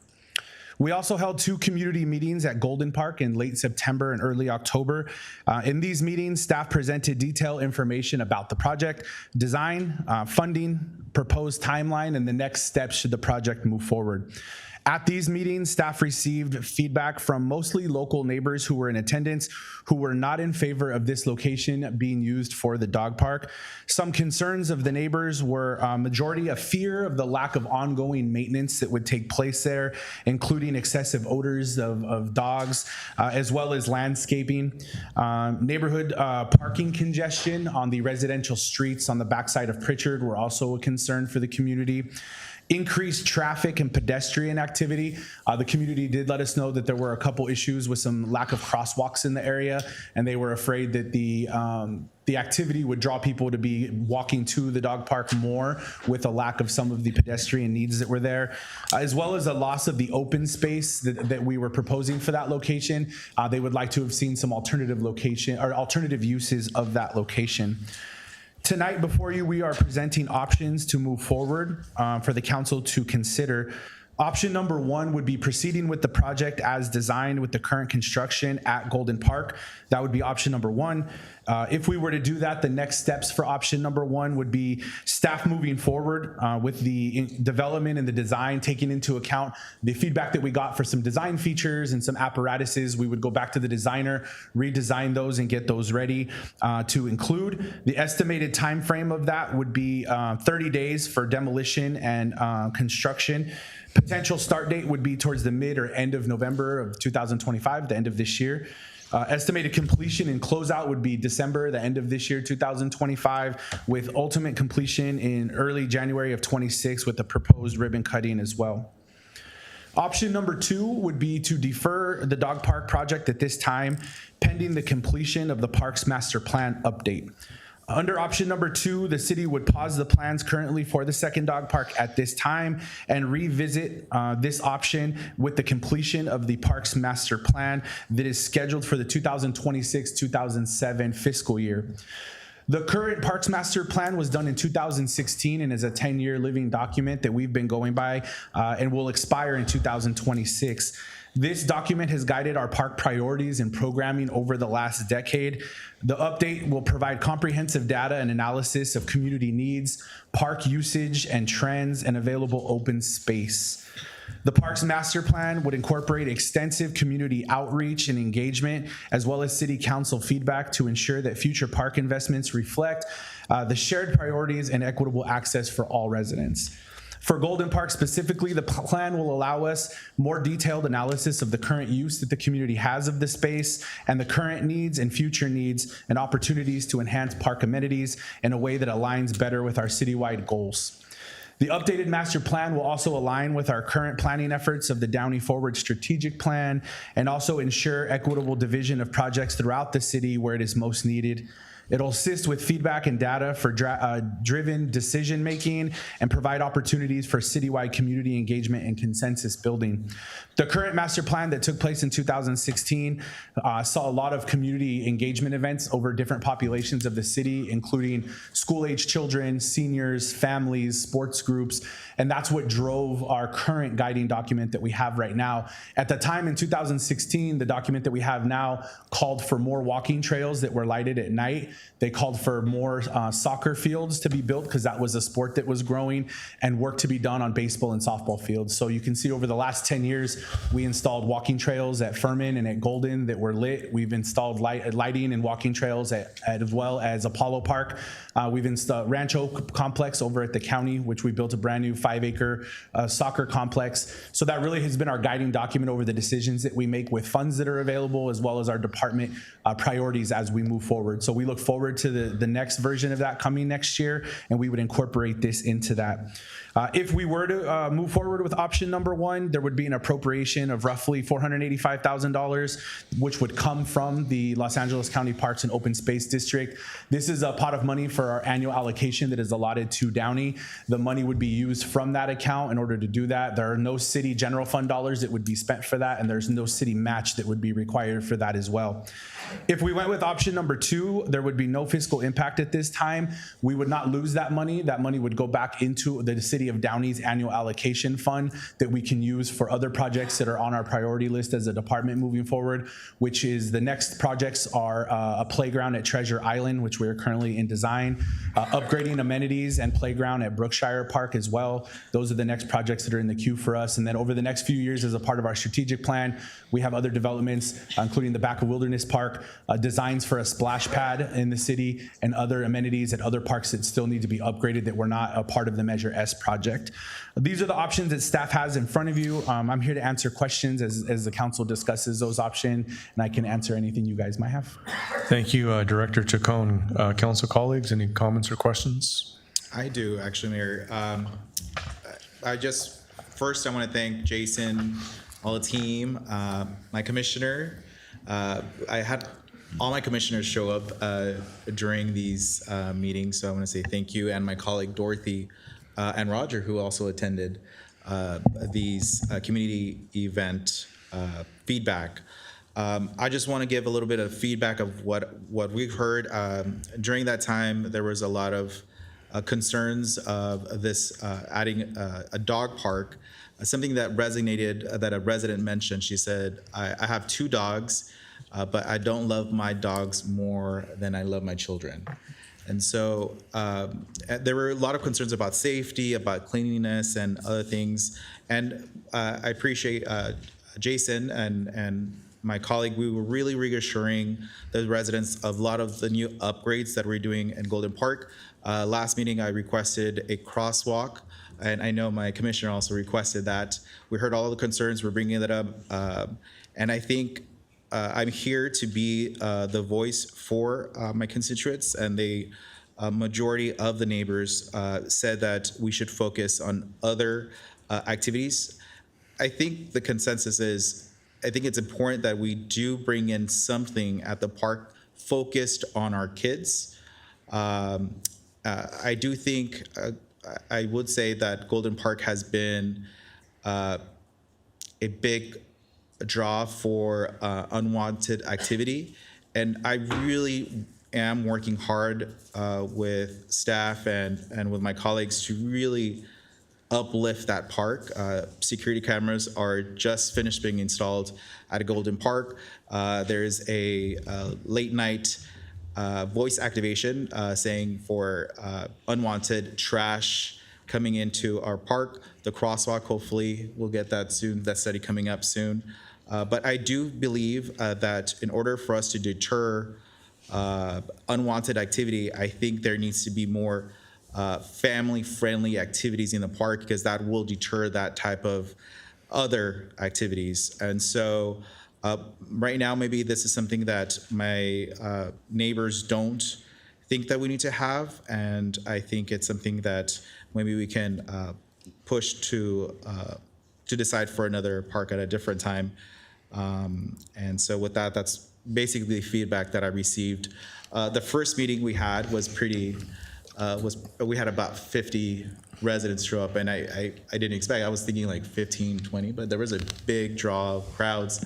And then the next crowd, some of the same residents still came to really emphasize what they did not agree about the dog park.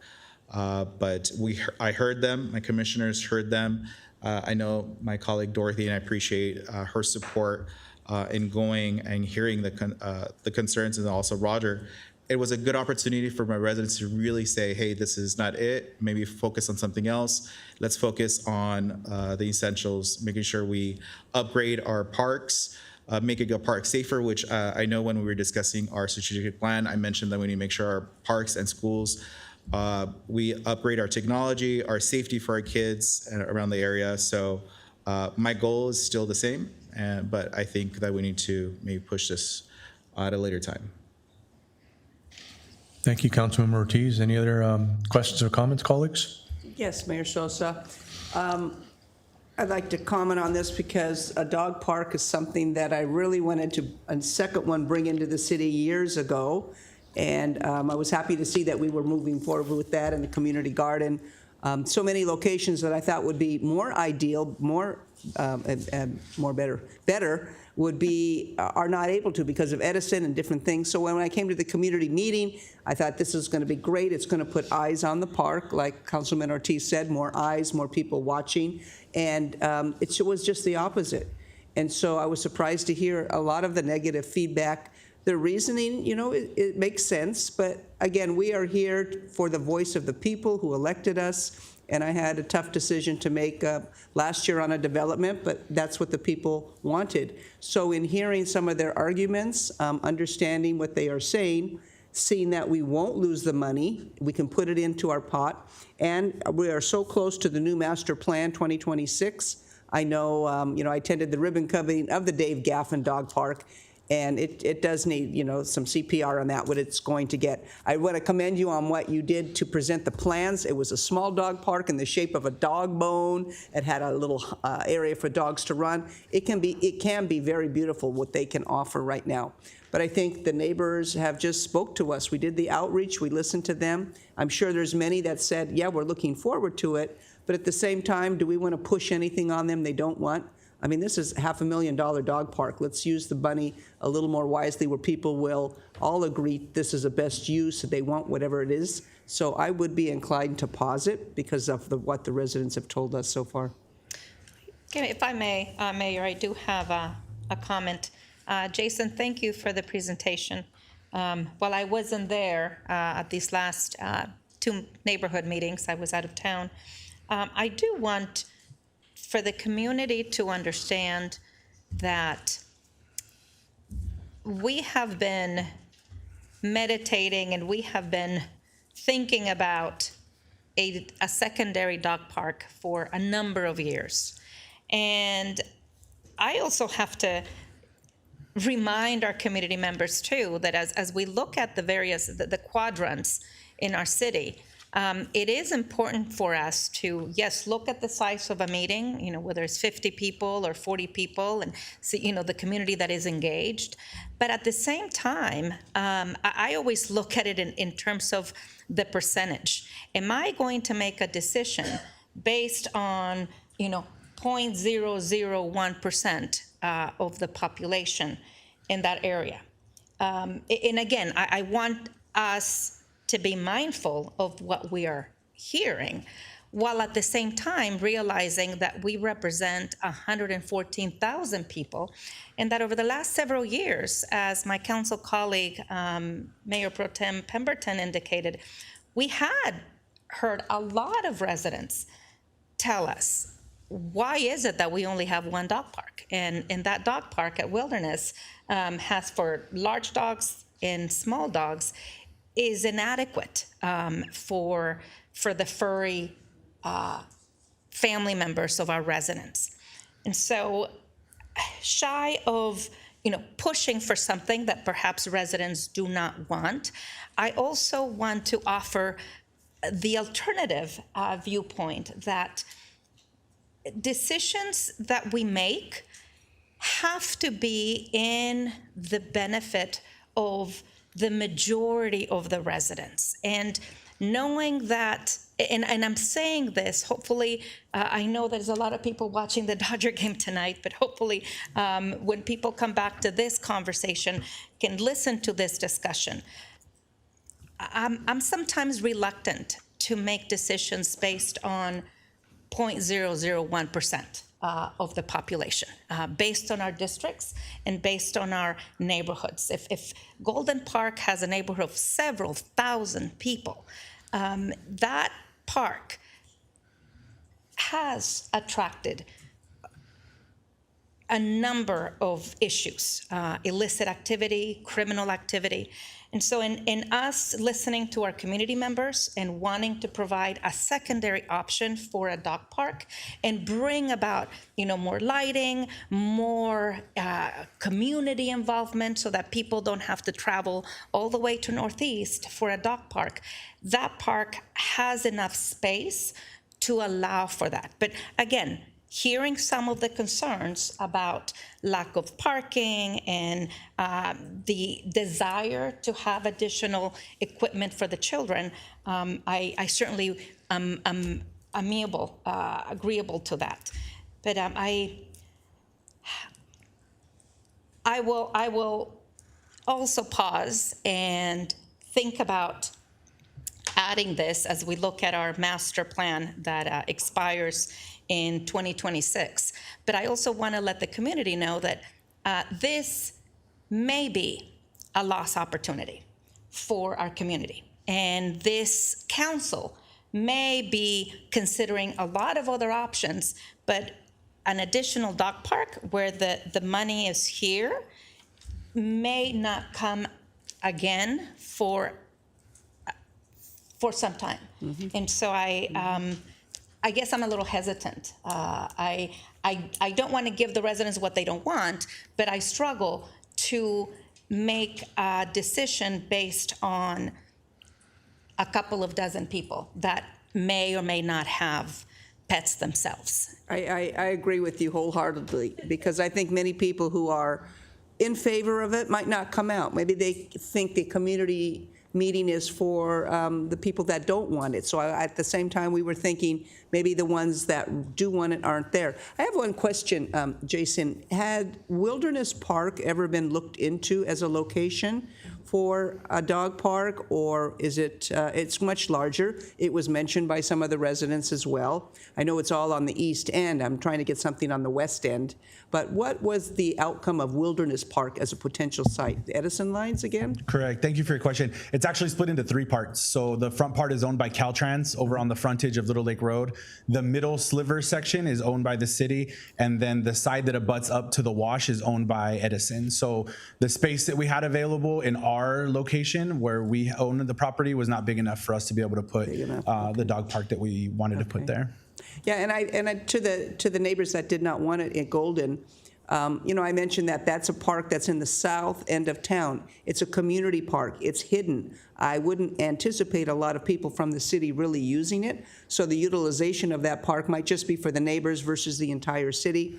So again, I think I just might seem, not to say no, but maybe posit that we can still save the funds, and that's my kind of position. I do hear my colleagues' comments, and I understand that sometimes we have to make decisions for the benefit of the whole community.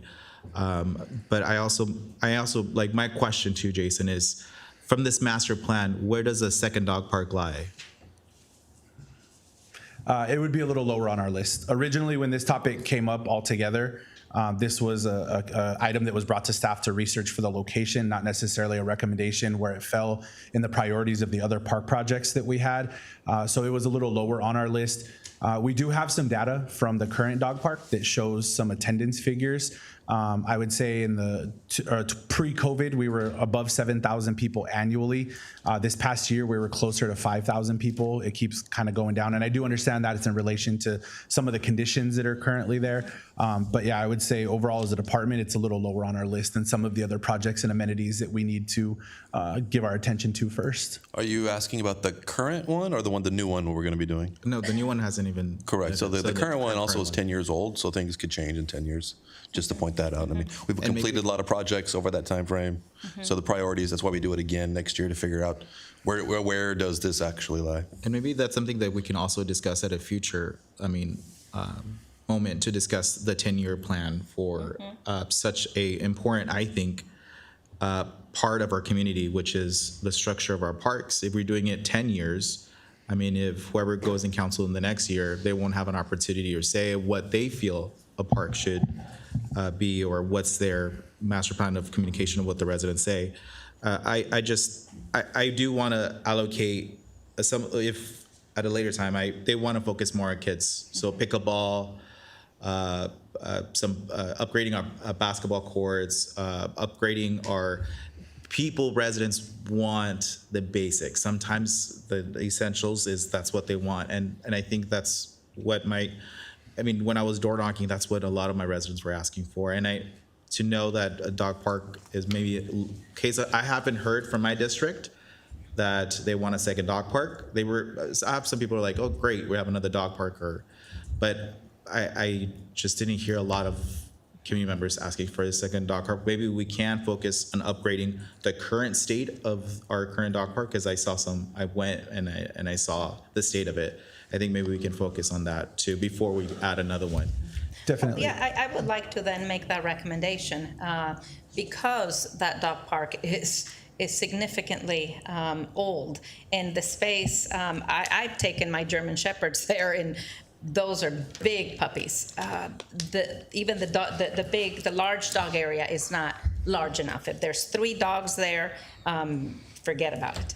Perhaps we can, I would like to make a recommendation to enhance, enlarge that area and make it better. And apologies, Councilmember Ortiz, I think I misunderstood your question. So the current dog park at Rio San Gabriel, it's a part of the renovation plan that we currently have submitted to the county for review. So we're redoing the playground there, the parking lots on both sides. We're including a walking trail, and we're redoing the current dog park that we have at Rio San Gabriel. So we'll actually be knocking the north fence down and extending that all the way down to like where the light pole is now.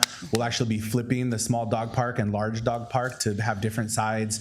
The flooring will be redone. Some of the trees will be removed. So it'll be basically a whole new dog park. It will be done where we currently have the David even Jackson larger, Park. even And larger. It'll be larger. And the flooring will be like will be presented. Correct. It'll still be the DG with a combination of the turf. So apologies that I misunderstood that I question. think the presentation that you gave to the residents was amazing, Jason. You did a lot of hard work, and I applaud you and everything. And I'm glad that at least we can bring whatever we have learned from this one to the current dog park that we have. And for the master plan, just when we get into that, the meetings that we have are extensive. We will have over 20 community meetings as well as phone surveys and online surveys that will focus on different things. So a lot of we'll have a neighborhood park section where just different residents who live around our neighborhood parks will have feedback on what they want there and what they want to see. We'll have sports groups give us their feedback on what they see for soccer, softball, baseball. We'll have just regular park users give us feedback on walking trails. There's some pretty extensive outreach that'll be done for that. So I think we'll have an opportunity to capture some of those voices and what they want to see. Great. Outstanding. Okay, any other comments or questions, colleagues? Do you have a projected date when we could expect the enhancements to the current dog park? Oof. That's a rough. So we are currently in about an 8-month to a year waiting pattern with the county. So it being a former landfill, LA County Public Health has some new requirements that didn't get put onto us from before. So Public Works is assisting right now, and that we've submitted plans, usually testing for gases and emissions, maybe is a couple weeks. They've asked us for, I believe, an 8-month testing period. So even once the plan is approved, they want us to test for up to 8 months and then report back to them. We currently have some grant funding that's tied up in that. We have money from Caltrans and from the county in some grants that we've got, and we're reaching the life of those. So we're trying really hard to work with our partners in the county to see some other options that are available for us right now. So the short answer, I don't have a date for you right this second, but we're pushing the county to try to help us with that. Thank you. Okay, I'm actually okay with waiting on the completion of the parks master plan update. So is there a motion with respect to the two options we have, colleagues? I move to go to option, two. I second that. Okay, there's an option, there's a motion and a second. Please vote.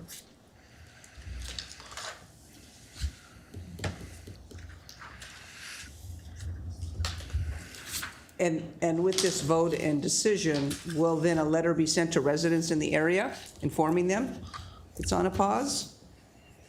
That isn't something we had direction on, but we can make do some outreach and put something out to folks, let them know what's going on. Yeah. I think it's appropriate for now. Definitely. The Let them motion know is we approved. listened. Go ahead. The motion is approved unanimously. Thank you. So we'll move on to item number 8, discuss the LA Philharmonic neighborhood concert at the Downey Theater. That City Council approved fee waivers for facility rental and labor costs for the LA Phil neighborhood concert to be hosted at the Downey Civic Center. City Manager Bradley, is there a staff report? I'm assuming it's Director Jason We'll keep Chacon. them up here one more time. All right. Ta-da. Wow. Very excited about this item to bring to the council. Tonight, we're before you for consideration of the approval of waiving facility rental and labor costs of up to $10,000 to support the Los Angeles Philharmonic's LA Phil Neighborhood Concert Series that is looking to be held and proposed at the Downey Theater on December 4th, 2025. The LA Phil Neighborhood Concert Series is a series of free performances that are held in various Los Angeles communities designed to increase access to arts and foster community connections. The Philharmonic has over 300 events per year that harnesses transforming the power of live music and building community together. They have been doing this since the civil rights movement, that the LA Phil goes into different regions of LA County to try to bring LA Phil performances to communities and neighborhoods who might not normally attend something at the Ford Theater or the Disney Concert Hall or some of the other venues that they have. Recently, they have been searching to do something in the Southeast LA area, and so they reached out to city staff and the mayor to look at using the Downey Theater as a possible location. They had a couple other locations that they were considering as well. Initially, staff met with them via Zoom just to get some initial feedback on the logistics and requirements that they might ask for. They're also partnering with a couple other entities, including Supervisor Han's office and some other entities in the county. Subsequently, on our on-site visit at the theater, they were very impressed with the size of our theater. They were very impressed impressed with the logistical ability of our theater and the community that we already have here with our own symphony and the Downey Unified School District that uses our facility and all the arts that we have here.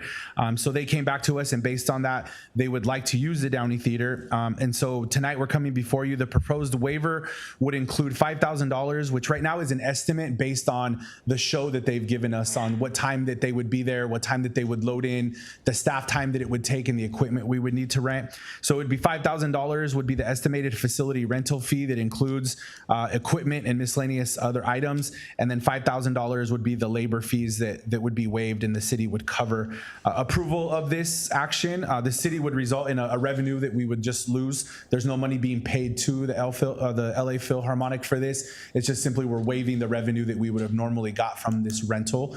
The show is being built out as we speak, and then the press release right now is scheduled for November 5th, which will be coming out and including our venue and promoted throughout the county and the region. So something we're very excited to bring before you for your consideration. I can answer any questions you might have. Thank you, Director Chacon. Do any council members have any questions or comments? I know our Downey Symphony, I think the stage hosts about, 50 to 65 musicians. How many would they be bringing? You say if they were impressed and it was, I'm thinking we're too small for them, or are they bringing a portion? They're bringing, the show is built out differently depending on the type of show. So right now they're somewhere between 25 and 35 musicians is what they'll bring, along with the stage setup that they'll have. Oh. And that would be like an hour and a half performance or hour? Right now they're looking at it'll be not just on the theater, there'll actually be some other elements on the plaza deck in the front with some vendors and some arts and craft area. But the show itself will be roughly about an hour and a half, 2 hours. Have you ever gone to one of their shows that's already occurred in another city that they've I have not attended. I know that we've had some other people who attended the show that was in Whittier. Yes, there was one that was held 2 years ago in Whittier that was held at the high school. So that was the most recent one near us. Okay, well, that sounds great, really great. I am looking forward to it. It sounds phenomenal. And what a great opportunity for our city to showcase the LA Philharmonic. So yes, I'm very much looking forward to it. Did you mention when they might be wanting to do this spring? Or? December 4th. December. So December the show, 4th. the show will be in about a month and a half. Yeah, thank you, Director Chacon. I'm really excited about this. We've been working on this for since the beginning of the year, and I'm glad it's coming into fruition. Best kept secret. Yeah, I know. That's one of those things where you want to say something, but I understand that respect the LA Phil's privacy, and city staff worked really hard on this. There's more to come out, but city staff worked really hard on this, and we had some great meetings with the team at the LA Phil and also the team at Janice Hahn's office to put it all together. So I'm really happy to see this come to Downey. I'm looking forward to it. That's why I left it for you to announce. I didn't get that date. You didn't mention it, or did you? Well, still, No, not yet. It was still, Yeah. we still had to vote on it. So with that said, I'll entertain a motion in a second to approve staff's recommendation. Move to approve. Second. Please vote.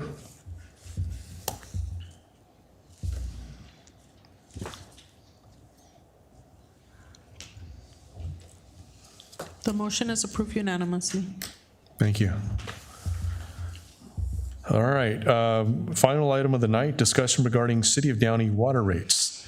That City Council receive an update on the proposed City of Downey water rates and direct staff to move forward with A, holding community informational sessions to discuss the proposed water rate increase, B, finalizing the water rate analysis, and C, returning to the City Council at its November 18th, 2025 meeting to consider initiating Proposition 218 proceedings, which are required for the adoption of new water rates. City Manager Bradley, is there a staff report for item number 9? Yes, Mayor, we have Director Baumgartner here for the presentation. Good evening, Director Baumgartner. Thank you, Mayor and council members. Tonight we're presenting our first discussion on regarding the City of Downey water rates. And just to give you a little bit of background on our water system, we serve approximately 20,000 customers, about an 80-20 split between residential and commercial. Our water is pumped from 20 groundwater wells and distributed to our customers through 258 miles of pipes.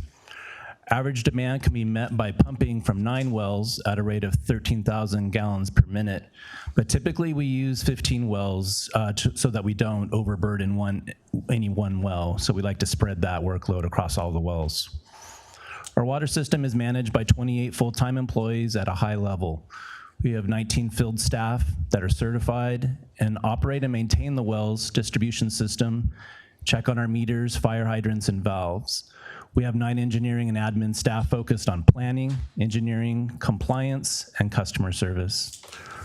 Our water system is operated as an enterprise fund. Taxes are not used to support its operation. Services are provided to residents and businesses for a fee based on usage. These fees provide the revenues to maintain the operation. A quick financial overview of our system for the last 10 years. Back in 2015, 2016 was the last time that we had a rate increase. And at that time, we had roughly a $5 million difference between our revenues and our expenses. And it's that difference that we had each year that we contributed toward our capital improvement program. Over the last 10 years, it's slowly, as the revenues have come down slightly due to reduced usage from conservation, as well as some wet rainy seasons that we've had the last couple of years.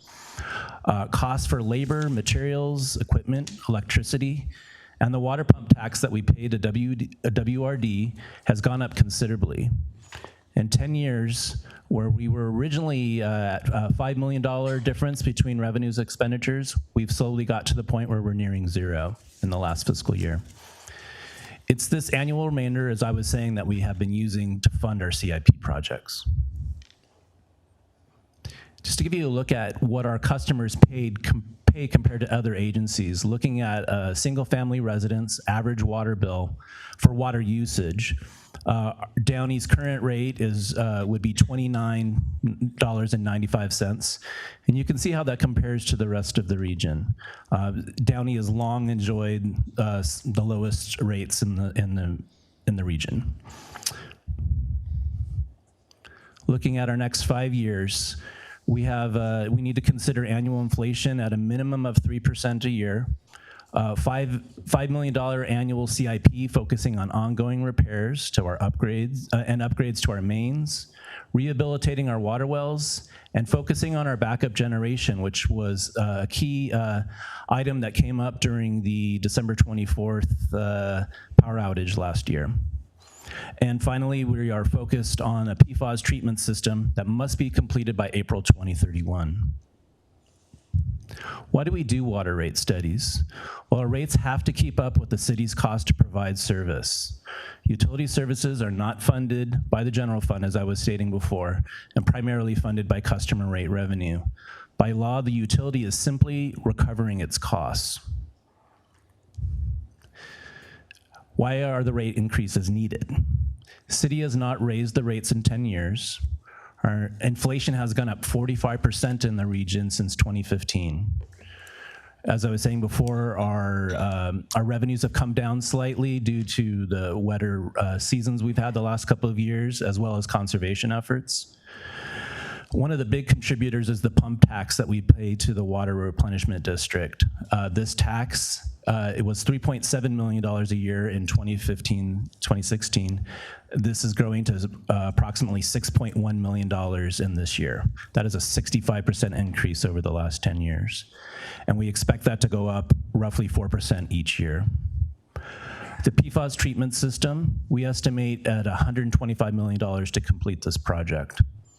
And the $5 million that we spend typically on annual capital projects focus on water main upgrades, well rehabilitations, and now we're focused on backup power generation.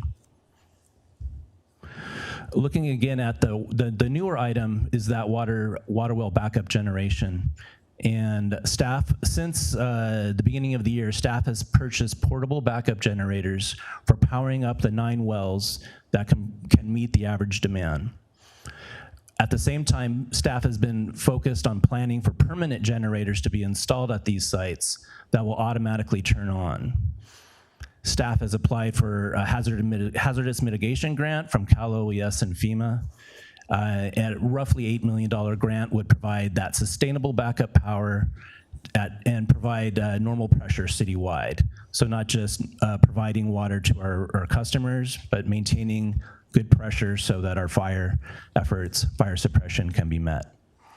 This process will take 18 to 24 months, but we feel pretty good about, we've had good conversations with both CalES and FEMA, and we've been working very hard on that. With this, just the purchase of the portable backup generators, staff currently has sufficient resources in place to maintain the water pressure in an emergency and provide water to our community. For how long? Looking at the City of Downey water rate study, our council directed staff to move forward with the study at the February 25th, 2025 meeting.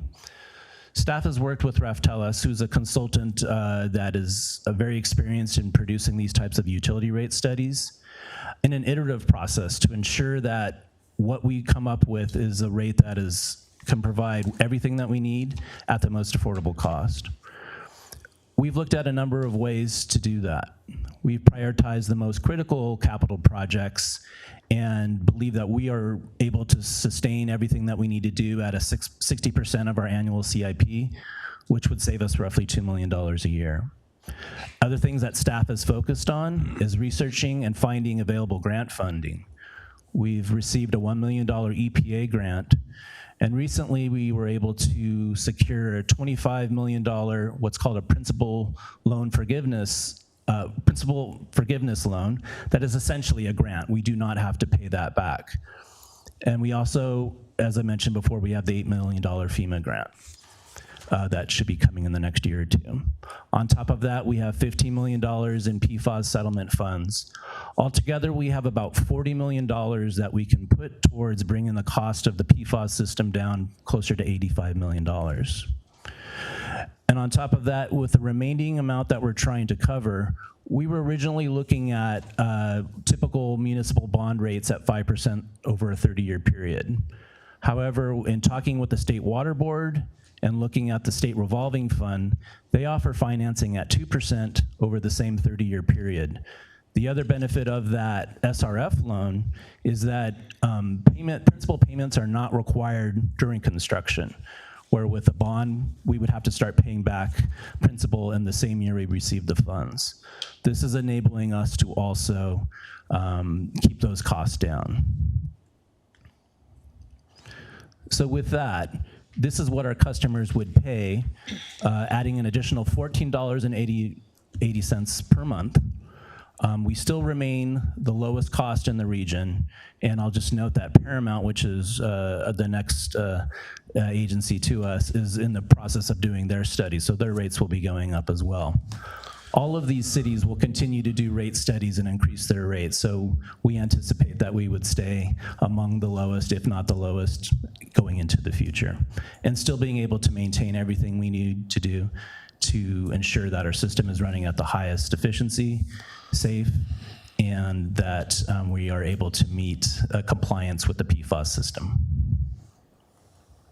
Our next steps include preparing a preliminary community outreach events that we will be scheduling for November 6th and November 10th. And beginning tomorrow, we'll be advertising this on city's social media. This will be held at BJR on the 6th, November 6th, Thursday, next week, BJR at 6:30 p.m. and the following Monday, November 10th at 7 p.m. Myself will be there. I will also have Dan Mueller, our Deputy Director of our Utilities Group, as well as Raftellus, to discuss the report that was done and answer any questions from the community, basically giving it as a kind of an early educational opportunity to our residents and customers. This is not a typical step. You don't usually do these types of community outreach events before you initiate the proceedings, but we really want to do everything that we can to start getting the word out there and answering questions. Staff plans to return to City Council on November 18th to initiate the Prop 218 process. Notices will be sent to all property owners postmarked by November 27th, and after a 45-day period, that gets us to the public hearing that would be held on the January 12th City Council meeting. These Prop 218 notices provide information on the new rate, why the rate is needed, and explains the property owner's right to register their opposition. It also informs them on the public hearing to be held on the 12th to provide input. Looking at a more focused outreach plan that's going to take place after the November 18th meeting and before the public hearing on January 16th. We'll be coming back on the 18th to discuss the outreach plan. But right now, options for communicating to the community include a dedicated page on the city's website to act as a central hub of information, bill inserts to the customers, city social media outlets, preparing an FAQ document, holding community open houses where we can present and answer questions from the community, hold a live webinar featuring a presentation and moderated Q&A that can be recorded and placed on the dedicated webpage for anybody to refer back to, and various educational materials, posters, handouts, and counter cards that we can have here at our counters. The public hearing to be held on January 12th, 2026. At this meeting, we'll be presenting the findings from the community outreach effort, providing a recap on the water rate study. A count of the written protests that were submitted will be provided, and a simple majority of property owners will need to register opposition, which is 50% plus one. The City Council will discuss and consider adopting a resolution setting the new water rates. And with that, I'm happy to answer any questions you might have. Thank you, Director Baumgartner. I do notice that our water expert, Dan Mueller, has joined the conversation as well. Hey, Dan. I do want to emphasize, I'll go ahead and start off. I do want to emphasize that that even with the proposed increase in rates, we're still lower than the next city, which is Paramount, which is currently on top of what they have right now, which are still reasonable rates. They're currently reviewing their a possible rate increase as well. That's correct. Okay. So I find that amazing because I do have a few questions and comments, but prior to the fiscal year 2015, 2016, what was, do you know when the previous last increase was? Any idea? I think it was probably more than 10 years prior to that. Is that correct, Dan? 16 or 17 years prior to that. Okay. I just find it amazing that we're reviewing a much needed look at a possible rate increase, and we're still lower than the cities around us. How do you see the condition of current condition of our water system right now? At this point, our system is in good shape. I think the important thing is instituting these rates so that we can stay on top of our CIP program, and obviously start working on the project to complete the PFAS project in 2031. But as it stands right now, we're in good shape. Okay. And also, I mean, this may be part of that, but what are we currently doing to prevent sinkholes, which is a result of water leakage over time? What are we doing to prevent sinkholes from happening? Yeah, I mean, sinkholes kind of catch us by surprise. I think there's a lot of different things you have to do to prevent sinkholes. Really, one of the things is, maintaining the surface to make sure water's not able to get into or to undermine the road. But typically what happens with the sinkhole is water is introduced, usually from like a leaking pipe of some sort. That is what causes the ground underneath. So what we do is we just try to make sure that we have a really good inspection program to capture that. But the ones that have developed over time, they happen in other agencies, is usually a pipe will get nicked, and sometimes you won't really have anything develop for 10, 15, 20 years later. It's something that is not even really easily seen. So you just have to have a really solid inspection program to make sure that the pipes are in good condition before you do your backfill.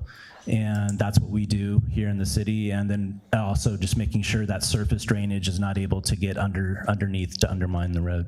Remember too, right now, we've had the benefit of doing a lot of paving in our residential areas in the city, and during that process, or before that process, we actually began to replace a lot of pipe. So we've actually been out in front making sure that we are, trying to maintain our system, keeping it new, fresh, and in good shape. So we're out there working hard. I want to, also, if I can, commend staff. Work hard for many years to maintain low costs for the community. That's a tough thing. One of the things we benefit from here, I think, is that we were able to pump from the ground and send it directly to the home, and there's not been a lot of treatment done over the years. We haven't needed to because our water is pretty clean and fresh. This is our first time that we're going to have to do treatment, and that's where a lot of costs are coming from. But really, staff has been working hard to keep the costs controlled and keep them down as much as we can. But we kind of got to the end of the ability to do that at this point. Yeah, anytime you, a municipality or a council has to entertain a possible, potential rate increases anywhere, it's not an easy subject to discuss, but I'm really pleasantly surprised to see that the proposed rates are still lower than our neighboring cities. I would say that, given inflation, recent inflation and the cost of goods and services obviously going up, that this is something that we should be reviewing on at least on an annual basis. Yeah. Going forward. It's best practice to be doing this every 5 years. Yeah. And going forward, that would be the plan. Yeah, and then in Downey, we take a lot of pride and enjoy our high property values here, and I think it's just as important to make sure that our high property values have a solid foundation underneath them as well, which includes water and everything associated with water. That's great. Yeah, so I think it's important to emphasize that, and and with that said, I think my council colleagues would agree that in every area of service provided and the quality of life, including water, we need to make sure that our residents do receive the highest levels of service. And I think potential water rates to make sure that we're properly funded, that we're adequately funded to deal with contingencies such as the blackout we had on Christmas Eve last year, or any power outages for that matter. But I think it's really important to make sure that we have proper funding to adequately respond. So that concludes my comments. Colleagues, any questions or comments? I have a comment, Mayor. Thank you, Matt. To your point, it is best practice to review these every 5 years. And as the mayor indicated, it is not, we may not be the most popular when we have to talk about a rate increase. That's not something our residents want to hear. However, because of the needs that have been presented and the importance of continuing our infrastructure and making sure that we have the water and the supply and those things that are important for our community. We want to make sure that we don't kick this can down the road again and again in the future, and so implementing that 5-year review plan as a best practice will have to be it. But certainly, I am encouraged to see that, and if you can, I don't know if we can look at, put that graphic back again for our residents to see. This Comparing is the cities? The This one? cities, This one? yes. This is The shocking, graphic yeah. that shows where Downey's current rate is and the proposed, the additional $14.80 per month, and where all of the other cities around us are. And so I think that if we can make sure that this graphic goes out to the community residents, I think pictures speak louder than words. And again, we have always been proud of the services that Downey provides, and certainly we've been proud of our water and the high quality of it. There's no way around this. We have to increase the water rates, and this is something that will be good for our community in the long term, so that we establish this best practice, review the rates again in a few years. Yes, thank you for your input, Councilmember Fermenta. Yeah, we'll make sure that we highlight this graph in any of our educational materials, and as we present things in those workshops. I think it is important. It really does kind of make it pretty clear that this is a good situation, as best as it can be when you're raising rates to still remain the lowest in the region. I will also add that, I'm sorry, I just think it's important to emphasize the fact that, this is an investment, and if we don't move forward with this proposed rate, I think, God forbid, an emergency or natural disaster, this could cost us a lot more in the long run. So anyways, Councilmember Ortiz? And I just, same to echo the sentiments of my colleagues. I think it's important. I think I do agree with my colleague, Claudia, where pictures speak louder than words. And the fact that we have not raised rates in the last 10 years. 10 years, Yeah. I think it's unfortunate that the burden passes on to us, and then the residents will see that we're increasing it, but still being the lowest of our surrounding cities, which is great. So I'm also agreeing with my colleagues on this issue.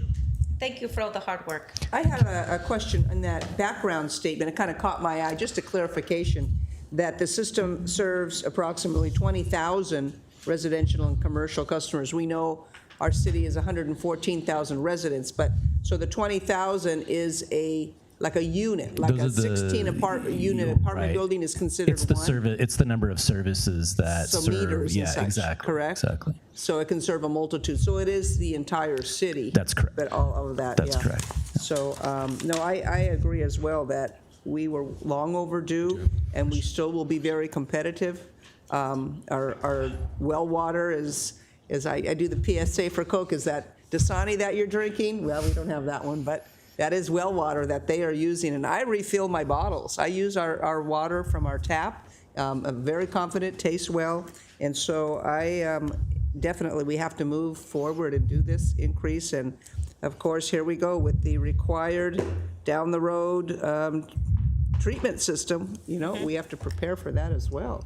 I have one last question. You said that there's a capital project that we have to complete by 2036? The PFAS treatment system has to be completed by April of 2031. So that's when it needs to be operational by that point. How much is that estimated to be? Well, that was the 125 million, which we have about 40 million that we were able to get some grant funding for. Yes. Okay, any other questions or comments, colleagues? No, Mayor. Okay, I'll now entertain a motion and a second to approve staff's recommended action. Move to approve, Mayor. I'll second that. Please vote.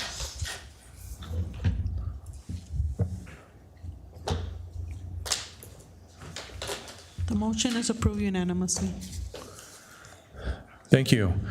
This city council meeting will now adjourn in the memory of Cadet Peter Lopez Beleas, 24, member of the cadet training class 9-4-25 of the California Highway Patrol, who died in a traffic accident in Stockton. Police officer Lauren Craven, 25, 2-year veteran of the La Mesa Police Department, who died in the line of duty after being struck by a vehicle while stopping to assist 2 motorists involved in a collision.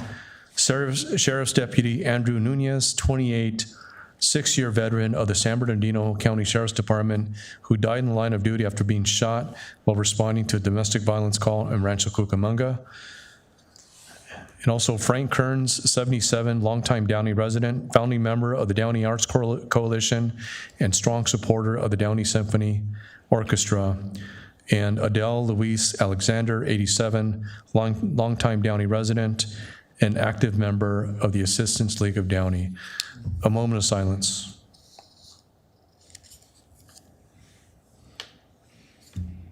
This meeting is now adjourned. The time is 8:54.